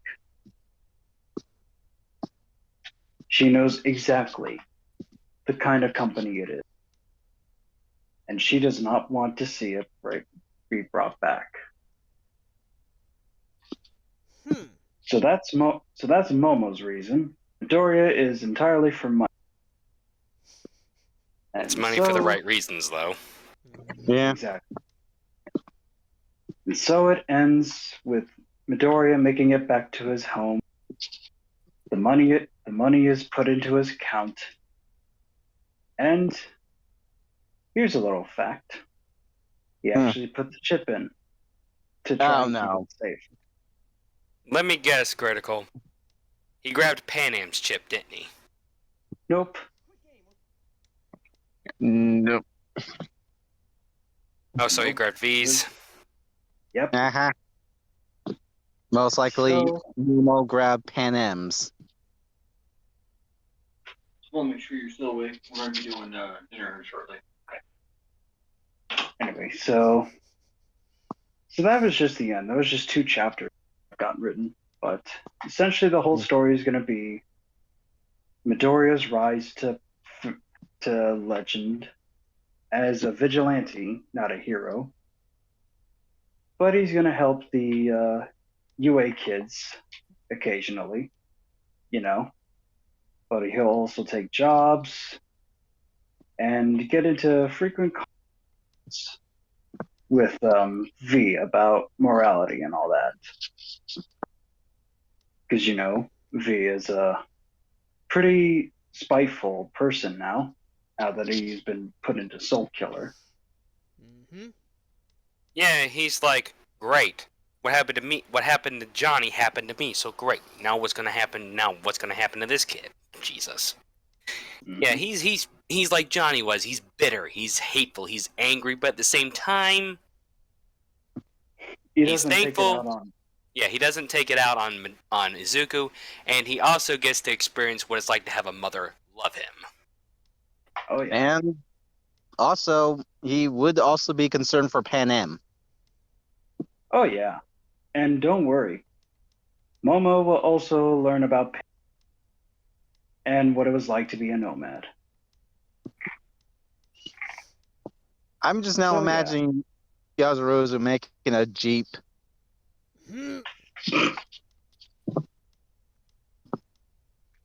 So anyway, that's Neat. that. That's I'm- also how B's gonna recognize that Momo has Pan Am's chip, making that Yeah. Jeep.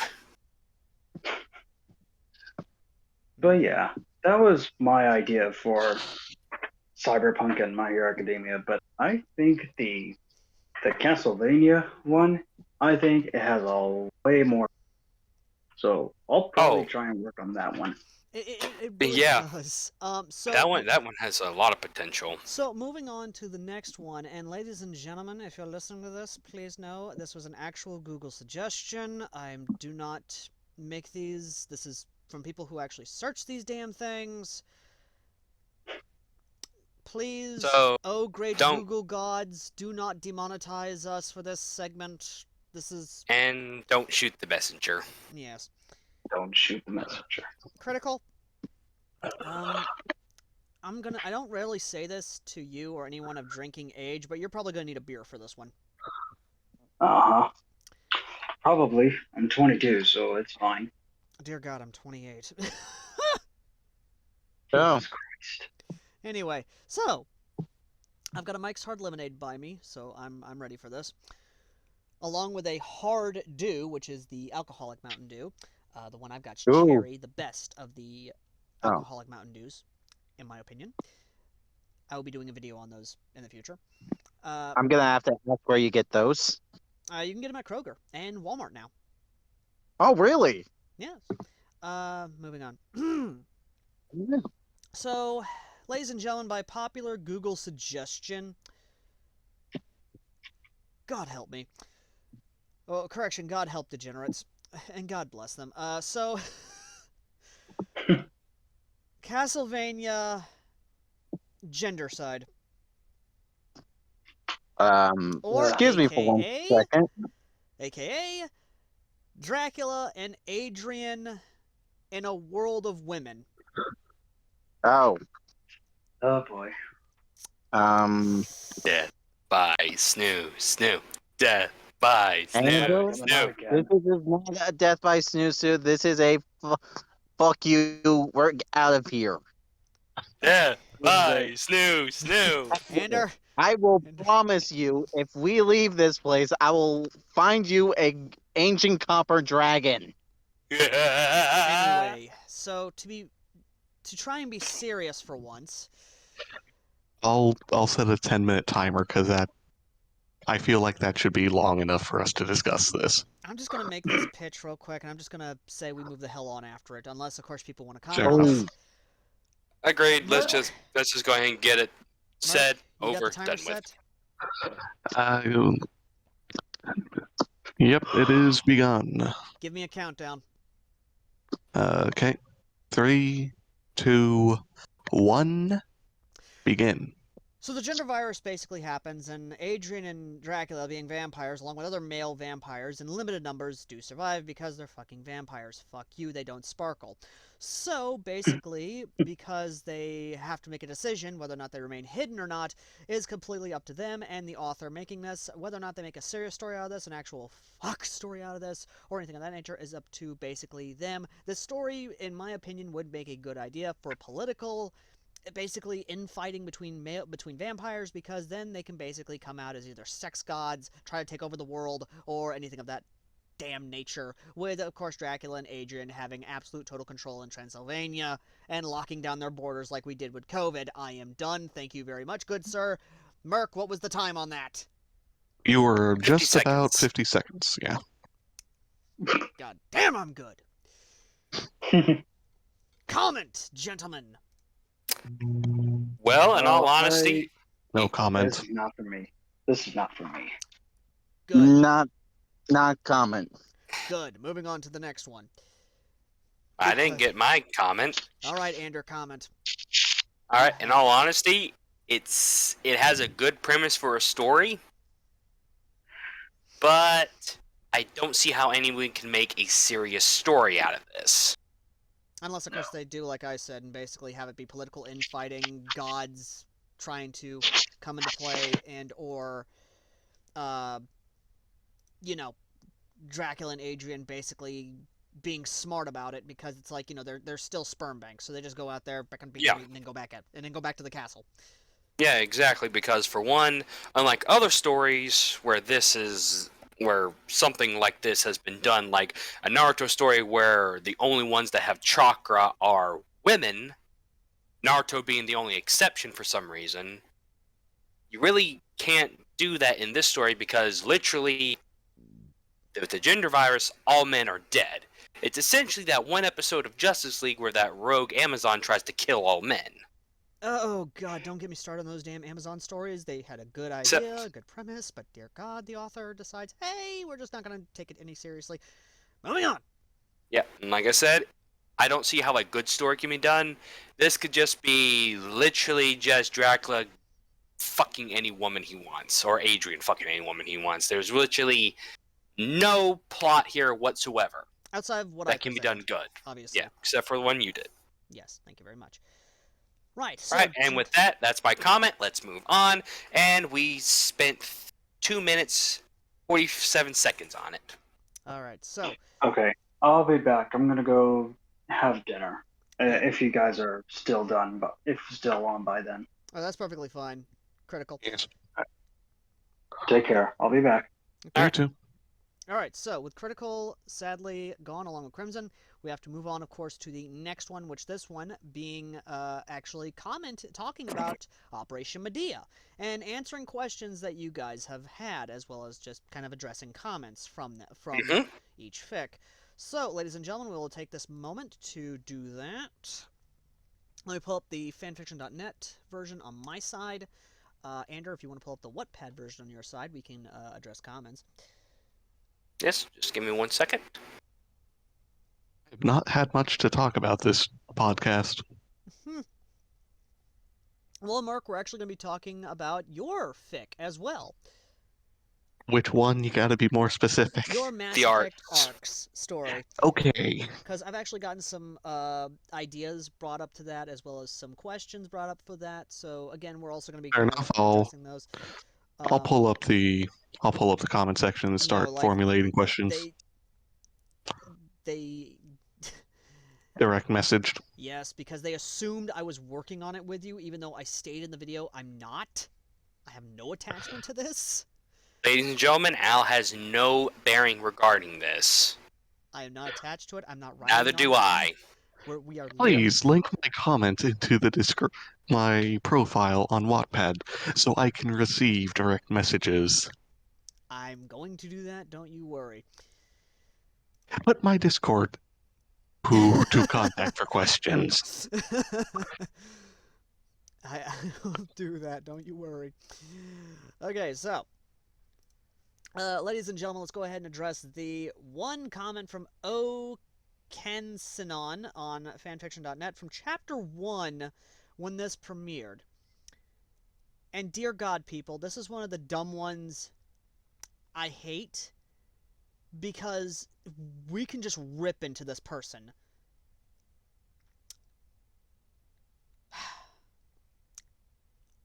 O.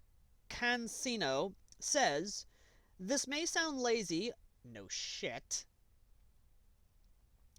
but I didn't try to completely read the second chapter.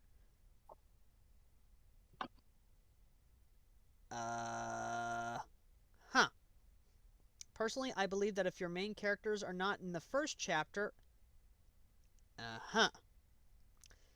is not a good story. You mentioned Harry is dead, but nothing about Tanya. Half the second chapter and no Tanya. The story may be good, but I won't be reading it anytime soon."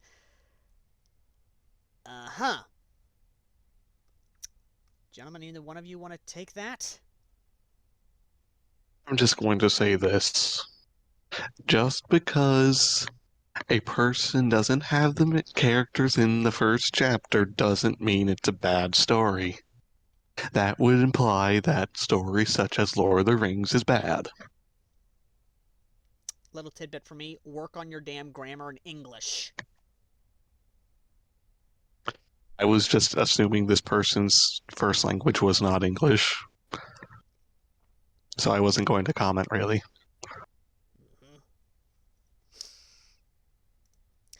Ander, your 2 cents?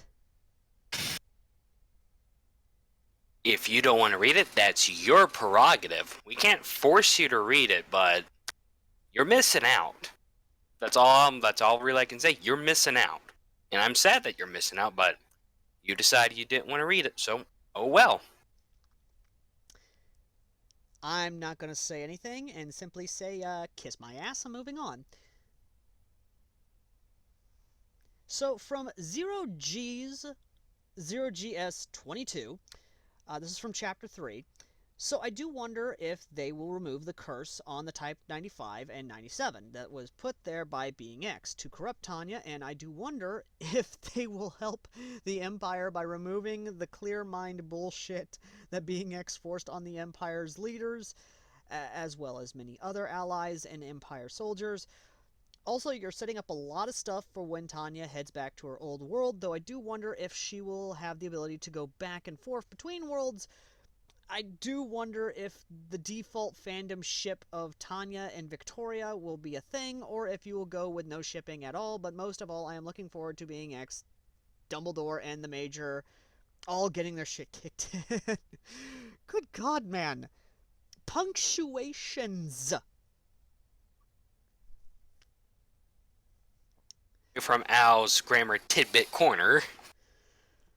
Okay, so I'm going to go ahead and address this now. Yes, we are going to be doing Tanya and Victoria because they are very adorable together, especially with our version of Tanya being Harry and, you know, kind of in need of companionship and actual legitimate love. So, yes, they will be a thing. We even have a Tanya x Victoria chat in our Discord for Operation Medea, and Yojo Sinky with a twist. So. And just so no one gets up in arms, our version of Tanya is a little bit older than her canonical counterpart. Exactly. She is 15 to Victoria's 17. Mm-hmm. So, truthfully, they won't have any type of thing until once Tanya gets to 18. Mm-hmm. And upon which, after she's had good food, literally, and maybe a few dozen nutrition potions, she is going to shoot up to what she would have been. And let's just say puberty is going to hit her like a fucking The freight truck. train. Yeah, freight train. Let's go with freight train. I was going to say a truck or like a ship, but yeah, let's go with freight train. Now, as for the curse of the Type 95 and 97, Unfortunately, they're watching what has already happened. Mm-hmm.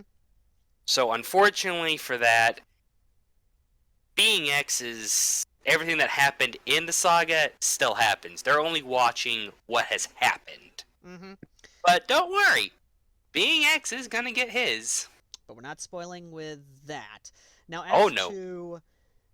as to us setting up a lot of stuff, the reason for that is because the first chapter we did a lot as a joke at first, and then people were starting to like it, and we were like, well, okay, people want this. Such as with the Helsing. That originally was just a one-off reference that I did with Walter, but Oh, you guys latched onto it. So, yeah. As to whether or not we're doing Helsing, Helsing or Helsing Abridged is between us and our super secret folder that no one has access to except for me and Ander. And a few others. Yep. Because, in all honesty, well, if you've read the latest chapter, Chapter 7, you notice something's going on deep in the Appalachian Mountains with a little old Catboy Schrodinger. Yes, the cat trap. And a super secret organization that has their fingers in many pies in the United States. And no, it's not the Illuminati. No. They're in Europe. They're trying to take over Europe. Yes. Now, moving on. As to the going between the worlds, no. No. That is a firm no. We want him to be in our world because we're setting it up to where Tanya will come into our world. How that happens, we're not going to say. When it will happen, we will not say. It will be after the movie. We will say it's after the movie at least. Yep. And yes, we are going through all 12 episodes, the OVA and the movie. So that is going to happen. As whether or not we're doing the whole movie is a hell no. We're doing that in parts.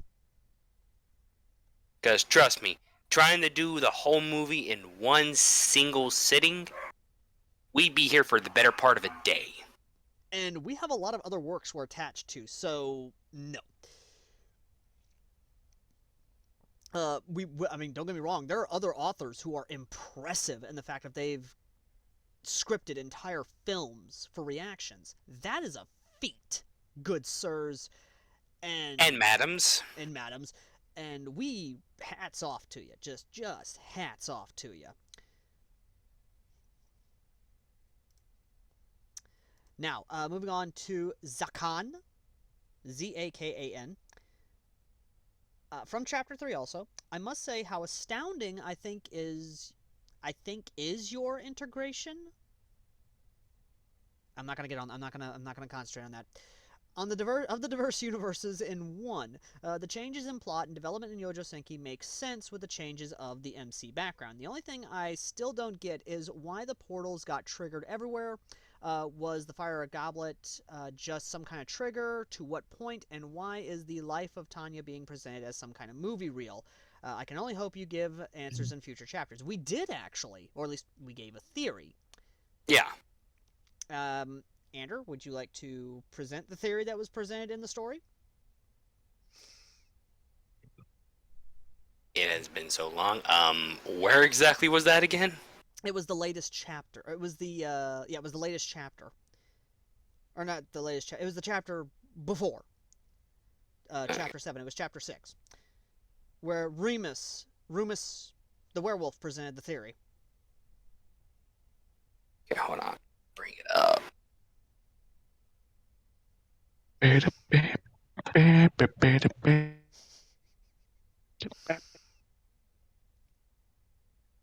So essentially, in the story, we stated with Remus being our mouthpiece, what if this was all the Mother of Magic's doing? You know, that it could be, you know, for our neo-pagans that, if they are reading the story, that, you know, for your different ones, that's, oh crap, who is the Greek one again? Don't look at me, I'm no help. I don't want to say the wrong one and get them on me, because I want this to be right. Crap, I remember. She's the goddess of the mist. At least in the Hecate? first. Hecate. That's it. Hecate. You know, it could be for the ones that still worship the Greek gods. You know, it's Hecate. You know, for others, it's the Norns, or the Greeks. For the Norse, it's the Norns or Freya, or whoever is the goddess of magic for the Norse. You know, you get the Celtic deities, their gods and goddesses of magic. Basically, what if they want us to see this? I mean, the whole world, to see what our world could have been. Basically, magic is showing what the world could have been if, instead of hiding away because of the witch hunts, they said, okay, yeah, we're here. We didn't make no deals with the devil. Our magic is natural. Let us help. We can help. You want clean drinking water? Augmenti. You want earthen embankments? You want someone to die with if they got the plague? Bam. Essentially, what we've said is maybe the Mother of Magic is doing this to show how better the world could be. Yeah, that's essentially the theory we're presenting, and we're not confirming it, mind you, it's just the theory, that basically a god or gods, or basically Mother Magic herself, is presenting this world through the portals. And why the Goblet of Fire, which is the biggest question I've gotten a lot of, is why the Goblet of Fire, is because it's a good MacGuffin. It is a tool that is rarely used in such a situation, because if you think about it, the Goblet of Fire is something that can be used for so many, like, reaction stories when it comes to Harry Potter, or even just the portal idea, even. If people would take that initiative and actually use it for what it is outside of a summoning tool, you could have so many good good reaction stories with Harry Potter, and you could basically counterbalance the My Hero Academia and RWBY reaction stories. Exactly. Anyway, from Luther 101-201-11, if she's in another world, why would it matter? Oh, I get it. I get why he's saying that. Okay, so ladies and gentlemen, if you don't know, and if you're just now reading, you're just now reading Operation Medea, one of the things we're doing, and we're going to have a lot of fun with it, is Jackie Reagan, the granddaughter of Ronald Reagan in this world, and Bill Clinton, who is not married to Hillary and is an Army veteran. Jackie Reagan is also a Marine veteran, both combat veterans, mind you. Both want Tanya as their daughter. In the latest chapter. Oh my god. Merc, we actually did what you said, for what Jackie would shout at Bill Clinton. I'm not afraid to call the cops. Yep. Not just that, but also it's not the 1980s anymore. Yay. Yeah. And for all those listening, if you want to know what exactly song he's singing the Baby I Love You song from Random Encounters Five Nights at Freddy's the Musical, starring Markiplier and Nate Wants to Battle. Which doesn't make sense, but okay, we'll just let that be one of those things of we'll let it slide because fuck you, we're the authors. Got my back. Anyway, but yeah, no, so the reason it matters, Luther, is because to Jackie and Bill, and of course, depending on the next chapter, and if we bring her in, the future, Queen of Germany, it matters to them because there is a way, because who knows what magic is able to bring her back or bring her into their world. Like, they have the hopes and knowledge that she could come into their world, and if she does, they want to help her with probably all the trauma she's carrying, all the battles she's seen, basically a lot that a young child turned into a soldier has seen in a First World War with magic. As well as her original life, which we got to cover that, by the way, in the next in the plot bits for the next reaction, Ander, just so you know. Yeah. Yeah. Which, don't worry, we're gonna give you a satisfying conclusion for the Dursleys. But if you have any suggestions, let us know in the comment section down below. We're open to suggestions. Oh yes, very much. Are we talking about the punishment the Dursleys are going to get from Operation Medea? Oh yes. Yes. Also, with the latest chapter, Medea, I am surprised that there is not more comments on what exactly is going on in the underground bunkers in Appalachia. Like, come on, people, that's interesting what's going on. Mm-hmm. And not because we're taking shots at both the current political parties in America. Mm-hmm. Totally not Yes, that. that's totally the reason. Totally. No, totally not that. Anyway. But no, moving on, of course. Over to Ander with the Wattpad comments. Any one of them, like from chapters 1 to the latest one, what do you have for me, Ander? Alright, well, for the latest one, we have Jorge O. Cole Ho Bravo on the 7th chapter saying, well, I can see two problems to what these Russians are playing with Visha. One, even though Visha hates the communists for being the reason for her and her family to escaping from the Rusi Federation, she considers herself to be a loyal and patriotic citizen / soldier of the Empire, and she also is the most loyal soldier that a certain cute psychotic little girl has under her command. And two, if something was to happen to Visha at the hands of these imperialist Russians, they will suffer and die painfully at the hands of said cute psychotic little girl, that even the gods will be terrified of her. Well, those are my reasons. Whatever happens, I'm going to say I have my popcorn and soda ready, so let there be carnage. Alright, well, Jorge, here's the thing. Without spoiling anything, mind you. If you went up and looked at the two photos we have, it's kind of obvious who Visha is. And if you still don't get it, you mind if I just go ahead and say it, Al? Oh, I was talking about future, like the future Okay. chapter. I'm not talking about the latest one. Like, if Visha- you gotta smack him over the head, Yeah. smack him over the head. Alright, Visha in our story is Princess Anastasia. She is that word's version of Princess Anastasia who managed to escape the Bolshevik revolution in the Rusi Federation. Mm-hmm. Now, yes, she is a loyal subject of the Empire, but that no longer holds any merit because the Empire she knew no longer exists. And second, there is no alternative motives that the Russians are going to have. No. What are they going to They do? want Bring her- back the czars? Yes, Mm-hmm. they want Visha to be their new Tsarina. Mm-hmm. I really need to catch up on that story. That's Um, all these Russians are wanting. Yep. Now, I will say this. We're still planning how we want the return to play out. We're still, as much as people want to say it's no good to plan ahead for this one, we are planning ahead because reactions are one thing, plot is another. Yes, entirely another. Especially when you're reworking the character to be an 8-year-old boy who committed suicide to basically turning into Tanya Dagorachov. Yep, and for the second thing, unfortunately, Jorge, we gotta remember, this isn't the canon Tanya. This isn't a jaded and slightly psychopathic salaryman in charge. This is an 8-year-old boy who literally is not jaded and bitter as much as a salaryman.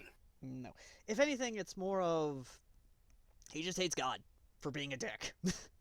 No, he hates being X for being a dick. Yeah.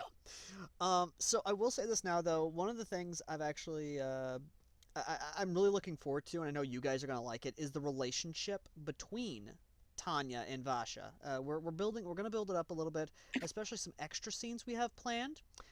I'm not gonna spoil anything, but all I'm gonna say is the title of a song, Kozak's Lullaby.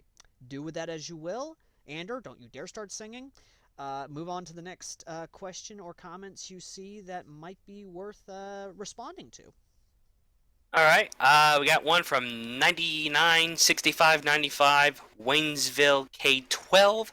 Can't wait to see what happens next, especially what's happening with Helsing. Welcome Oh, back.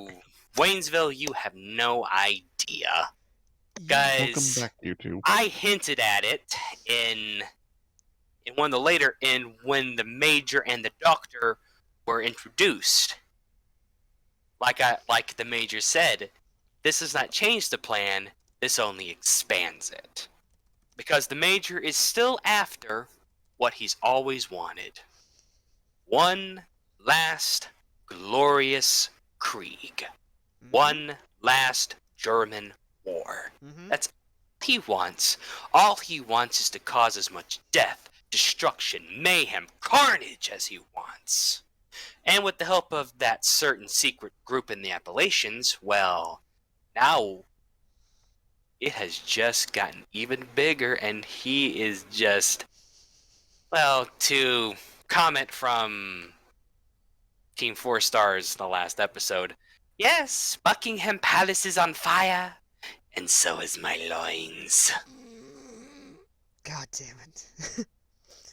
We will not be making comments unless you guys want to speculate in the comments section, you're more than welcome to. But moving on now, ladies and gentlemen, Critical, of course, is back with us, along with Crimson Weresloth. Speaking of Yojo Senki, that's actually the Hello. next, which, before I continue, Critical, have you seen Yojo Senki?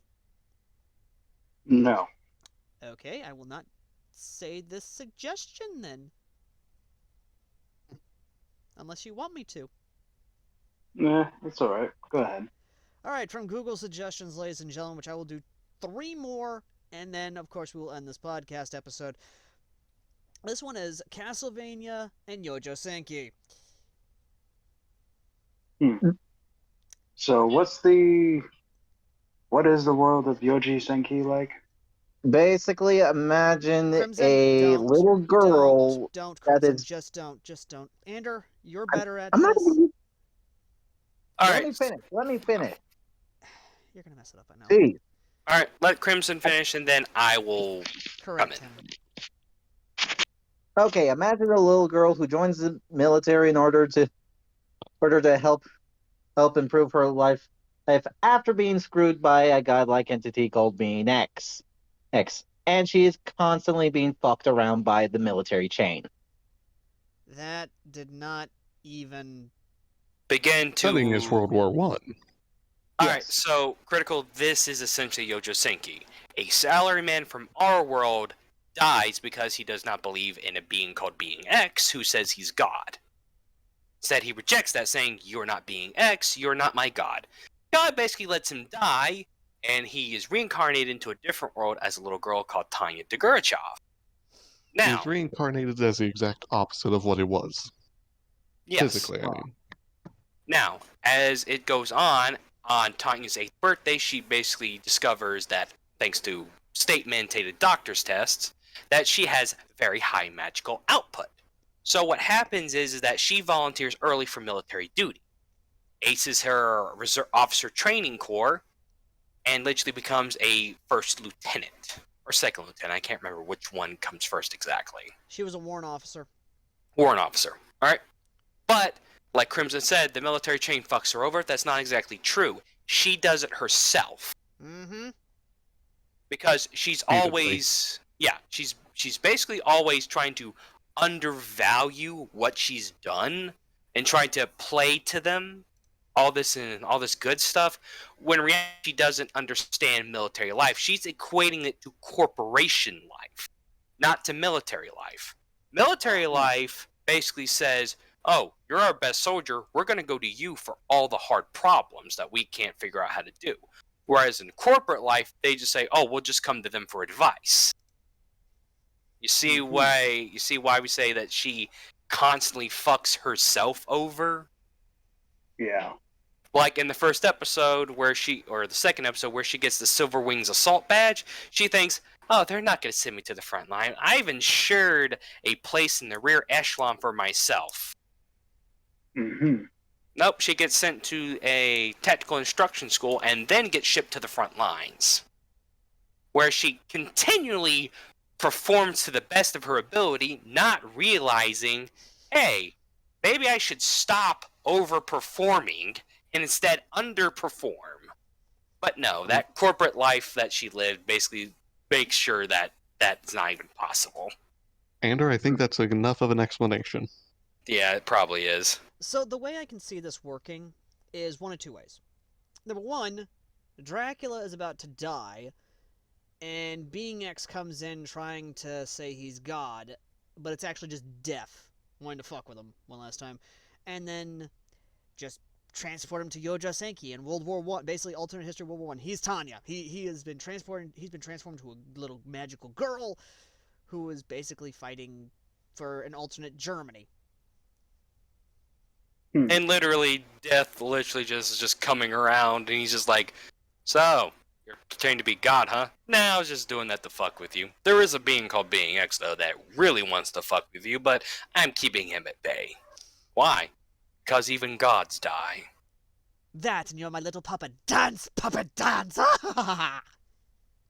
"Come on, Deb." "Oh, I know, but I can't help but think of you as a granddaughter now. Rather than an unruly adult son, you're my cute little granddaughter that I'd like to spoil." By sending me to war? You're already used to it. Not like it's gonna fuck up your psyche any more than what happened in our old world. Okay then, low blow there. Too soon. Too soon. Too soon, I'm Death. And plus, you were undead for literally millennia, so don't get me on too soon. Too sharp. Yeah. Anyway, that's It the only... sounds interesting, but I've never really seen the anime, so I can't say. I've sent it to you in private messages, so you can watch it at your leisure. It is legitimately good, and the faces are the major divine. treat. They are treat. Yeah. Also, The I'll expressions are the have best part. this to say: if this was OG Tanya meeting Dracula, I would officially say that she bit off way more than she could chew. Yeah, that's another way I can see this working, is Dracula transports Castlevania to before the events of their version of World War I, and basically turns Transylvania into an actual nation. Instead of it being, oh, it's Romania, no, it's actually Transylvania. You mean Dacia? Dacia, yes, it's actually, Transylvania. And basically, Yeah. when the war starts up, and, his war ministers are kind of pushing him to go to war with the Empire, it's like, No! he slowly raises an eyebrow at them, just menacingly glaring at him. Exactly who is the leader here? That's right, me. I'm the leader here.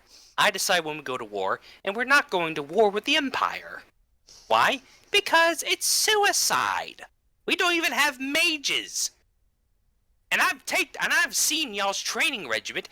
You are still having these guys act as if they're still cavalry.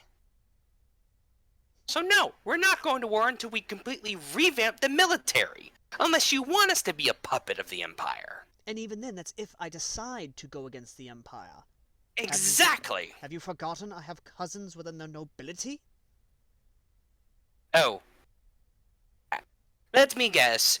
Some so-and-so came to you and said, if you open a front against the Empire, we will reward you greatly. And these happen to be from the Entente Alliance and the United Kingdom. Am I correct? Yes. Potentially? Yes. Bring them to me. I wish to speak to them. And by speaking, it means Dracula literally just, number one, verbally ripping into him, and then number two, sending back their heads, or at least sending them back scared shitless, basically telling them, we are declaring neutrality. I would see him be more scared shitless. It's not like they've done anything to insult him. Such as, Not yet. tried to have him assassinated. Oh, Oh yeah, no, that totally doesn't happen. I mean, he's not an archduke or anything. So, yeah, essentially what would happen is, basically, the Empire hears that Dacia has declared neutrality. They are wiping their eyebrows. They're wiping their foreheads like, okay, well, that's good at least. That's one less person we have to worry about. Meanwhile, Dracula's like, I am leaving to go visit my cousins in the Empire. Do not fuck anything up. Got it? While I'm gone, my son is in charge. Adrian, you're in charge. Yes, father. Do not let them bring us into war, Adrian. Of course, father. And if any of them get uppity, well, ministers can be replaced. Of course, father. And then he brings him into war. What was the one thing I told you not to do? That can be That's an not a April war? Fool's chapter. Oh, my That could be that could be an April Fool's chapter. So anyway, But no, like a World War One Dracula story would actually be kind of interesting because it'd be a bit more about politics than then the actual conflict. yeah. Like literally with the United Kingdom basically approaching Dacia saying, "Hey, can we make arms in your country?" With, Dracula or Adrian at the time saying, "No! We're not selling to any of the conflicts." No, I mean, 'Cause that's like, no, I'm just inviting talking about trouble. World War One in general. Like, depending on how the world is built up, like you could have it to where a world is half vampire, half humans, and because Dracula's kingdom is literally not a part of this other vampire faction, everyone's coming to him being like, Lord Dracula, would you be interested in a military alliance? No. America coming in, hey, we saw you're neutral. Would you like to join a pact with us? No. And the American president just being, "Okay, that's fine. Sir, are we going to do anything?" "No. Why not?" I imagine. "I am not an idiot. He is an all-powerful vampiric lord. I'm not doing anything to piss him off. Like, I may Imagine be the positioning. an American, but I'm not fucking stupid." I could just imagine Dracula. The whole reason he doesn't want to get in the conflict is because he's just sitting over here wanting to build model ships. It's like, just I can imagine having like a jeweler's like magnifying glass attached to his eye, going like, one last piece. Artillery shell goes off in the distance, shaking the room very slightly. And it's like, And he's like, literally declares war on whoever is literally outside fighting. Oh my god. But no, I could see a couple of heads of state that send people there to basically talk with him, going, "Oh, you build model ships too?" "Yes, do you?" "Yeah." Shows them photos of all the ships they've built. Like, yeah, there's that one, there's that one, there's that one. This one I'm especially proud of. You're just trying to get me to join your faction, aren't you? No, I generally enjoy building model ships. Trust me, this is literally the same song and dance we've had for years. I come offering an alliance, we come offering alliance, you say no, we say okay. But yeah, no, the I other mean- one, so before I continue, Critical, I'm going to ask, do you know what Kaiserreich is? Kaiserreich. Is that an enemy? No. No, it is a Hearts of Iron 4 mod. Oh, no. Okay, so I'm going to skip that one because Mercury has asked us to do one more Google suggestion, and then we have to talk. And then he wants to talk about Mass Effect arcs. Speaking of Mass Right. Effect, that's actually one of the Google suggestions. A Castlevania and Mass Effect. So this is actually 3, but they're all the same one. Castlevania Adrian is Commander Shepard. Castlevania Belmont is Commander Shepard. Castlevania Dracula is in charge of the Systems Alliance. All Mass Effect. Okay then. So many ideas for me to even point out. So, Critical, you've played Mass Effect, yes? Not quite. Alright then, Ander, you take the helm. Alright, so it's a Mass Effect what crossover again? Mass Effect crossover with Castlevania. Castlevania. Alright, well, for one, the Reapers finally have a bigger monster to throw against the Reapers and the Batarians. Because, fuck those four-eyed fucks. So basically what I would do happen was either Adrian or, the Belmont is Dracula is the shepherd. Well, if it's Adrian, essentially he's like he can literally just threaten the Luciman going, yeah, Luciman, do you know who my dad is? No, it wasn't of consequence when I revived you. Yeah, my dad's Dracula. What? Yeah. So unless you want to fear literally for your life, you're gonna stop all this bullshittery. Understand? Yes. So, no more trying to almost have me killed? No. Good. Because we have a monster to unleash upon the Reapers. And my dad knows death, so technically we got two.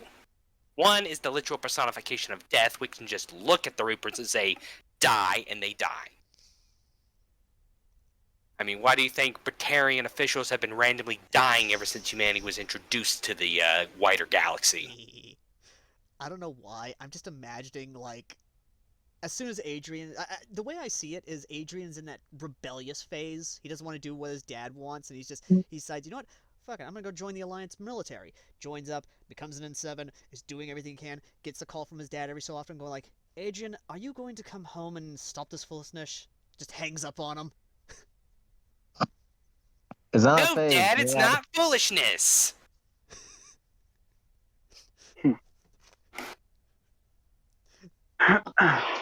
Adrian just getting that wet dick.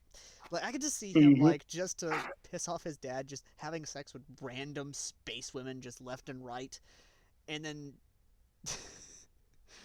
like, that one moment where his dad finally tracks him down to his apartment on the Citadel, and he just walks in there and just looks over at the bed, sees, like, two Asari just laying there, and just looks back at Adrian like, well, I see you have my charm down to a point.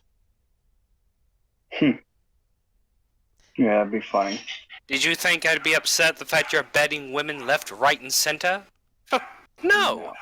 Before I met your mother, I did the same thing.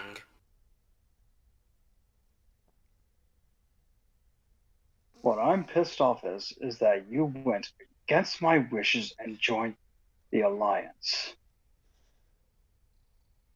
Did you want to join a literal corrupt organization like that?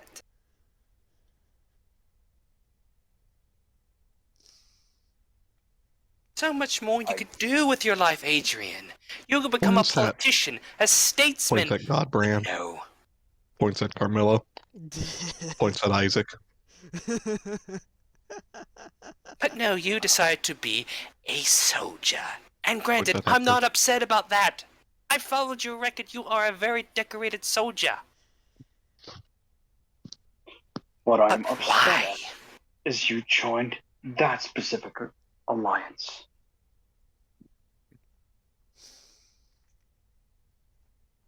And then, of course, obviously, the whole, like, again, there's just so much that can be done with that. Hell, if it's Dracula that we're following in that storyline, and it's literally him as a politician, like, I could just see him, like, going up to the Citadel Council. Turians are scared shitless of him. Solarians want to dissect him. And Tavros just wants to jump his bones right then and there. And I just had a very, very scary thought. What? What if Death literally went and met the Reapers? Oh, dear God above.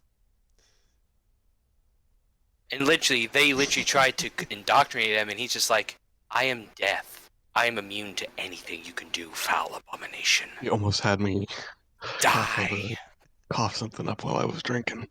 Anyway, so moving on, before we get over to the Mass Effect Arc storyline, I've actually gotten some stuff because they found out I'm attached to your Castlevania reaction story critical. Yeah. So one of the things that actually came from the questions and suggestions that actually came from the musical chapter, I got asked if we're going to be doing any more Metal Family reactions.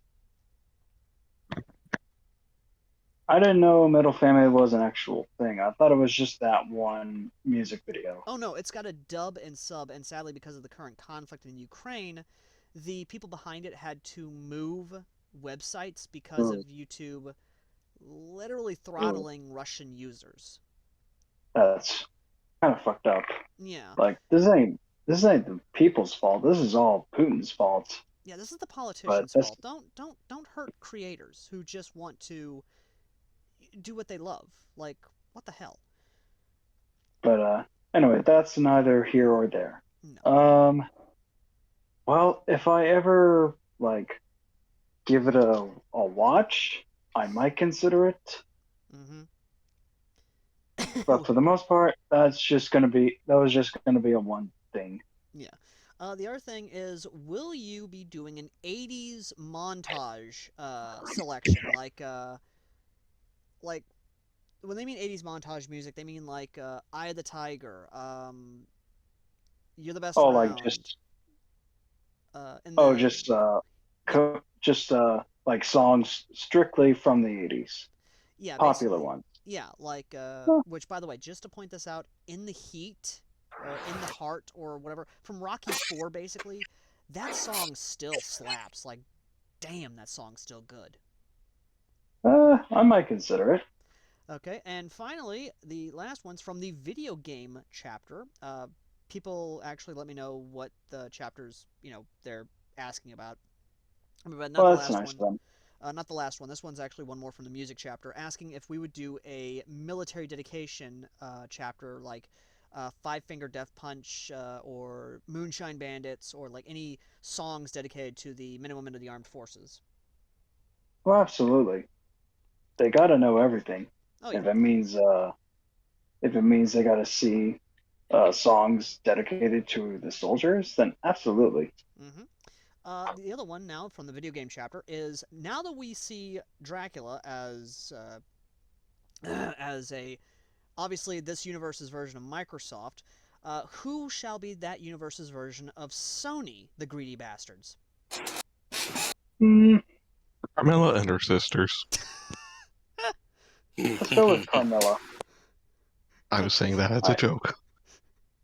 I'd say, well, I mean, if Carmilla is still such a bitch to Dracula, then she would probably create the Sony company out of spite. Oh my god, I can just imagine as the consoles finally come around, like she reveals the PS1, he reveals he's just sitting there like, I see your move. Okay, so it's war, is it? And then he reveals the Xbox. She reveals the PlayStation 2. It's just like that whole thing of, it's basically them trying to one up each other in sales and stuff, and they're civil in public, and while they're acting civil, it's like, so I heard your system got hacked. Rather shame. Very shameful. Perhaps you should not have allowed a movie about making fun of North Korea to happen. And just going off of that was probably the dumbest decision ever made. Oh god, ain't that the truth? No, Because Cannibal Holocaust promotion was the worst decision ever. Oh, Because they had the people who were quote unquote killed in that movie go missing from the press for a year. Oh, my that's fair, God. but that's Yeah, fair. no. But we're talking a bit more about like modern times. Like in terms of modern times, that was just the biggest dumb decision ever. Oh yeah, and I will say this now: we will, if we do another video game Dracula or another game dev Dracula, we will of course tackle some of the controversies around the games, like with of course like the whole Mass Effect thing, which still dumb to this day looking back at it. Like, really, a porno game? Show me, like. That is probably the softest of softcore I have ever seen in an M-rated game. For Christ's sake, God of War is a bit more like that.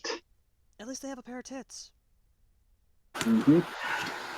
Anyway, Anywho, so if we do go back to it, I am hoping to work with Critical here, and we're hoping to do a little bit more jokes. One of the jokes we laughed about and we chuckled a good bit was the Halo joke. Oh, not the Halo joke, the Half-Life joke, where Dracula oh branches yeah, off to the ever-growing PC market and meets this young guy called Gabe, and gives him a chance with Half-Life, sees how successful it is, does Half-Life 2, the hack happens, does the expansions, and a couple years later, sees a memo, and he just looks at Gabe sitting across him and go like, okay, you've had Lord knows how many years, so much money put into this, a VR experience made.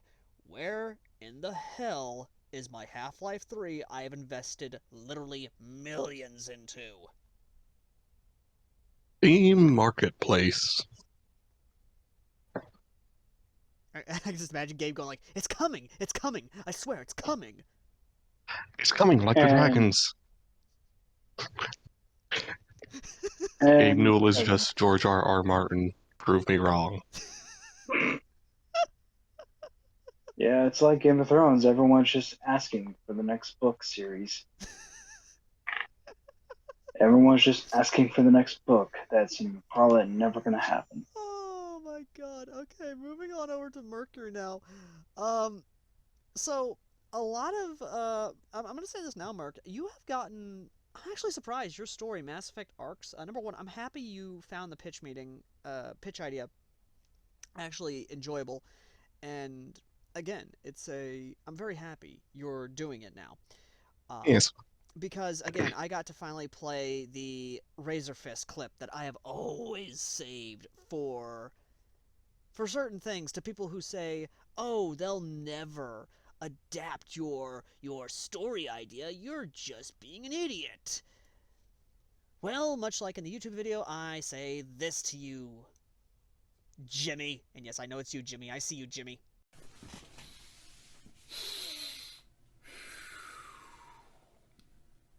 Fuck you! I was right! Fuck you! I was right! Fuck you! I was right!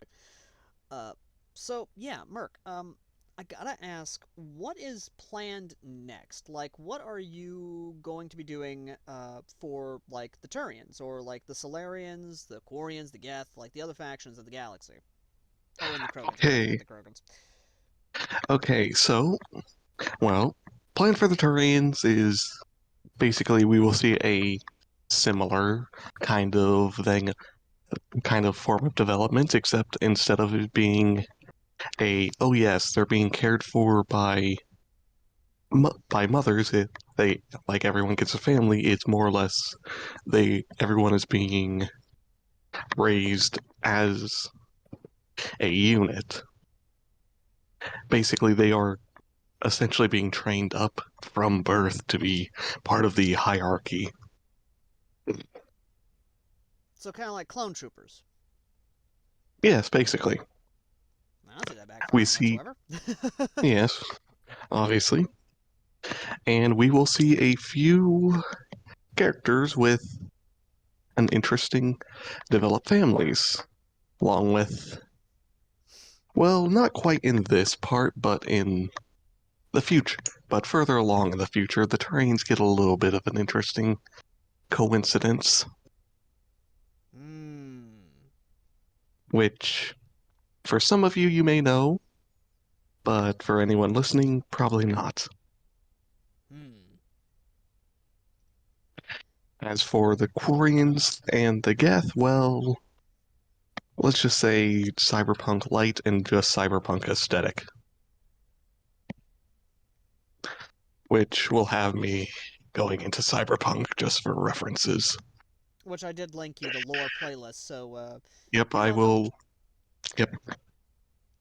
As for Krogan, well, we figure out why the shroud on Tachanka malfunctioned, and what that effect has on the wider galaxy.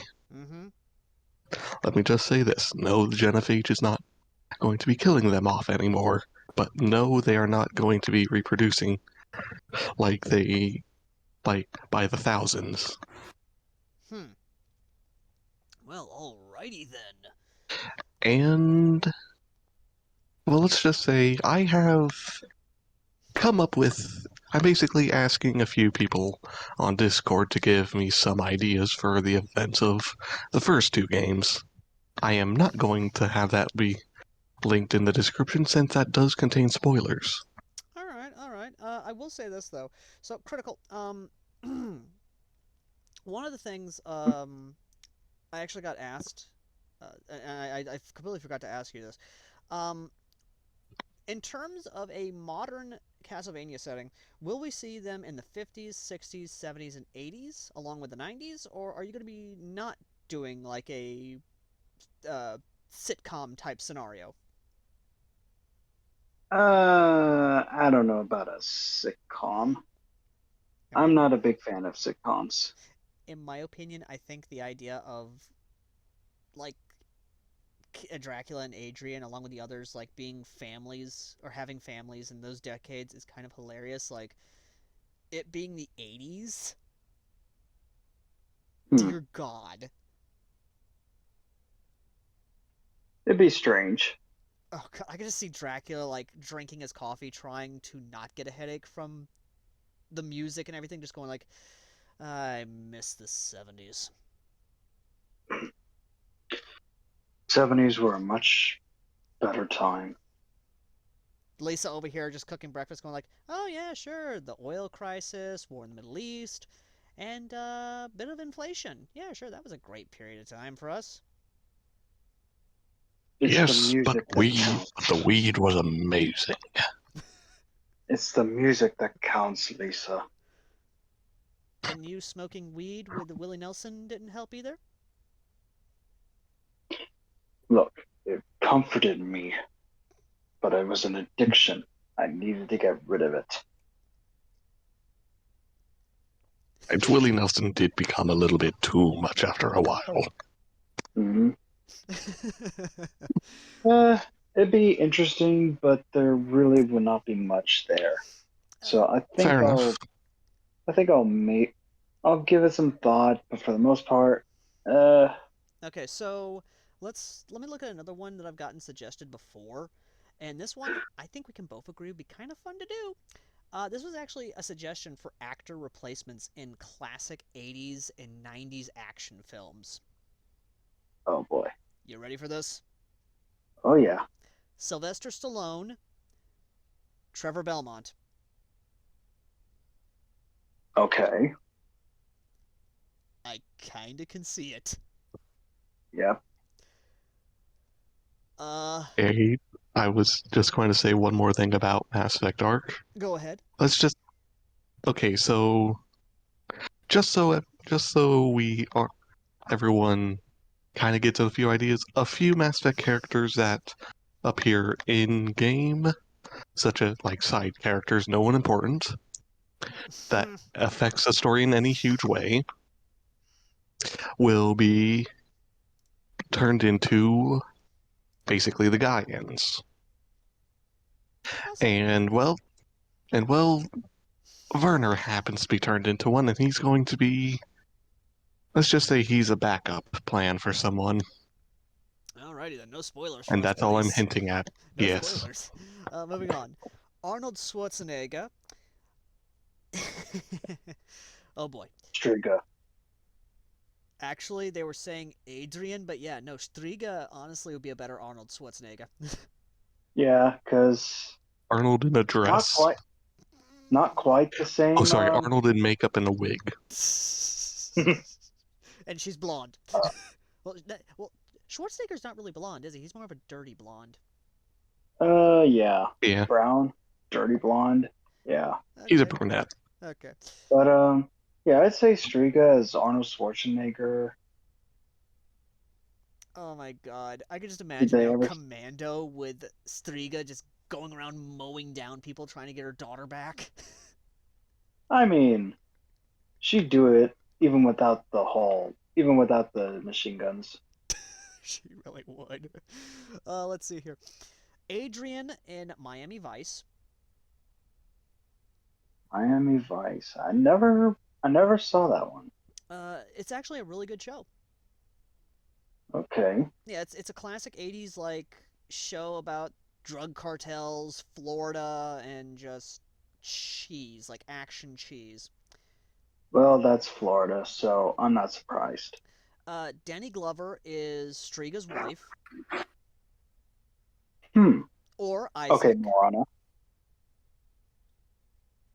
Yeah, I'd say Isaac as Danny Glover.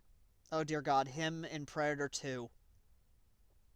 Ooh, Oh my God. that actually brings me to, just for all of y'all, just to give you a little spoiler, but I'm considering a chapter of Castlevania Multiverse, where Dracula takes on a elder predator, the best of the best, the oldest, most experienced predator ever, versus the King of Vampires.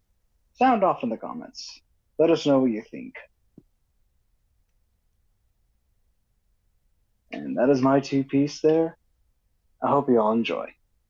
Oh dear God. Andrew, you heard that too, right? I did. Your thoughts? It's very interesting. I think it'd be a close fight. And just for fighting's sake, Dracula won't use any of his powers, just his brute strength. Oh my And mind. God, talk about a handicap. Right? Because, he sees that the Predator is an honorable warrior, so he says, fight a fair fight. Let it be honorable. Oh my God. Alright then. Oh, yeah.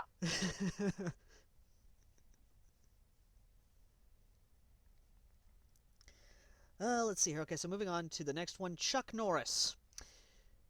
Oh, God. They said Trevor. Dracula, but, Huh? Happen to be Trevor Belmont.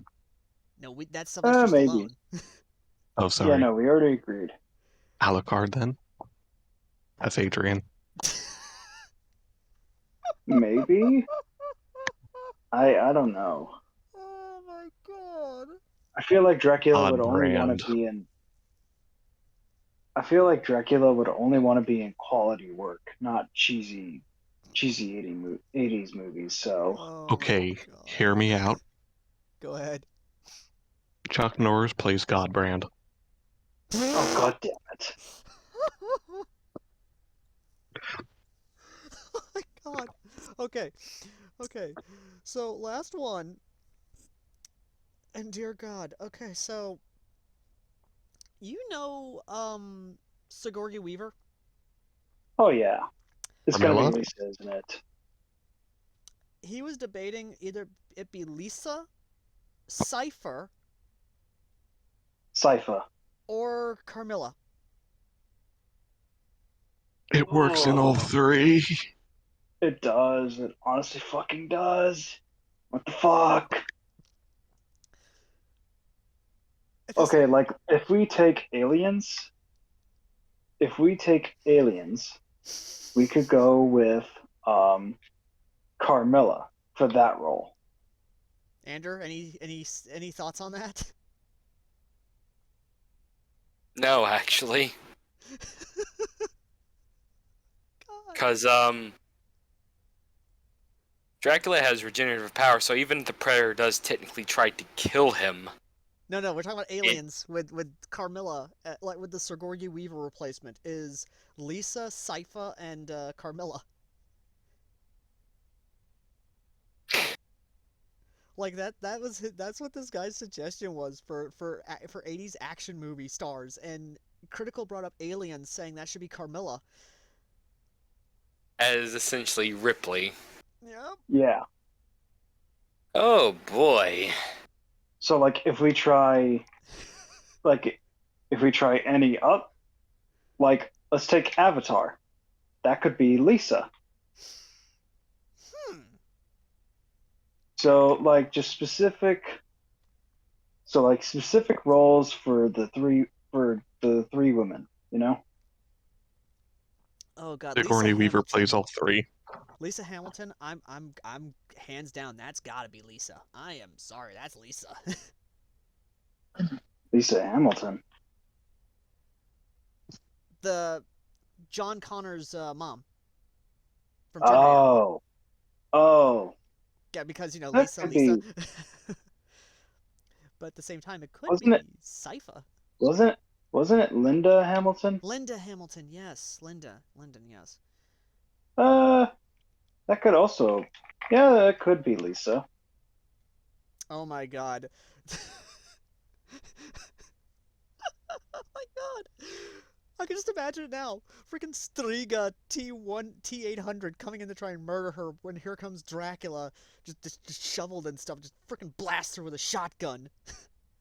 Come with me if you want to live. No, it's call me if you want to live. Just freaking that one's from T2, by the way, Andrew. That what you did. Anywho.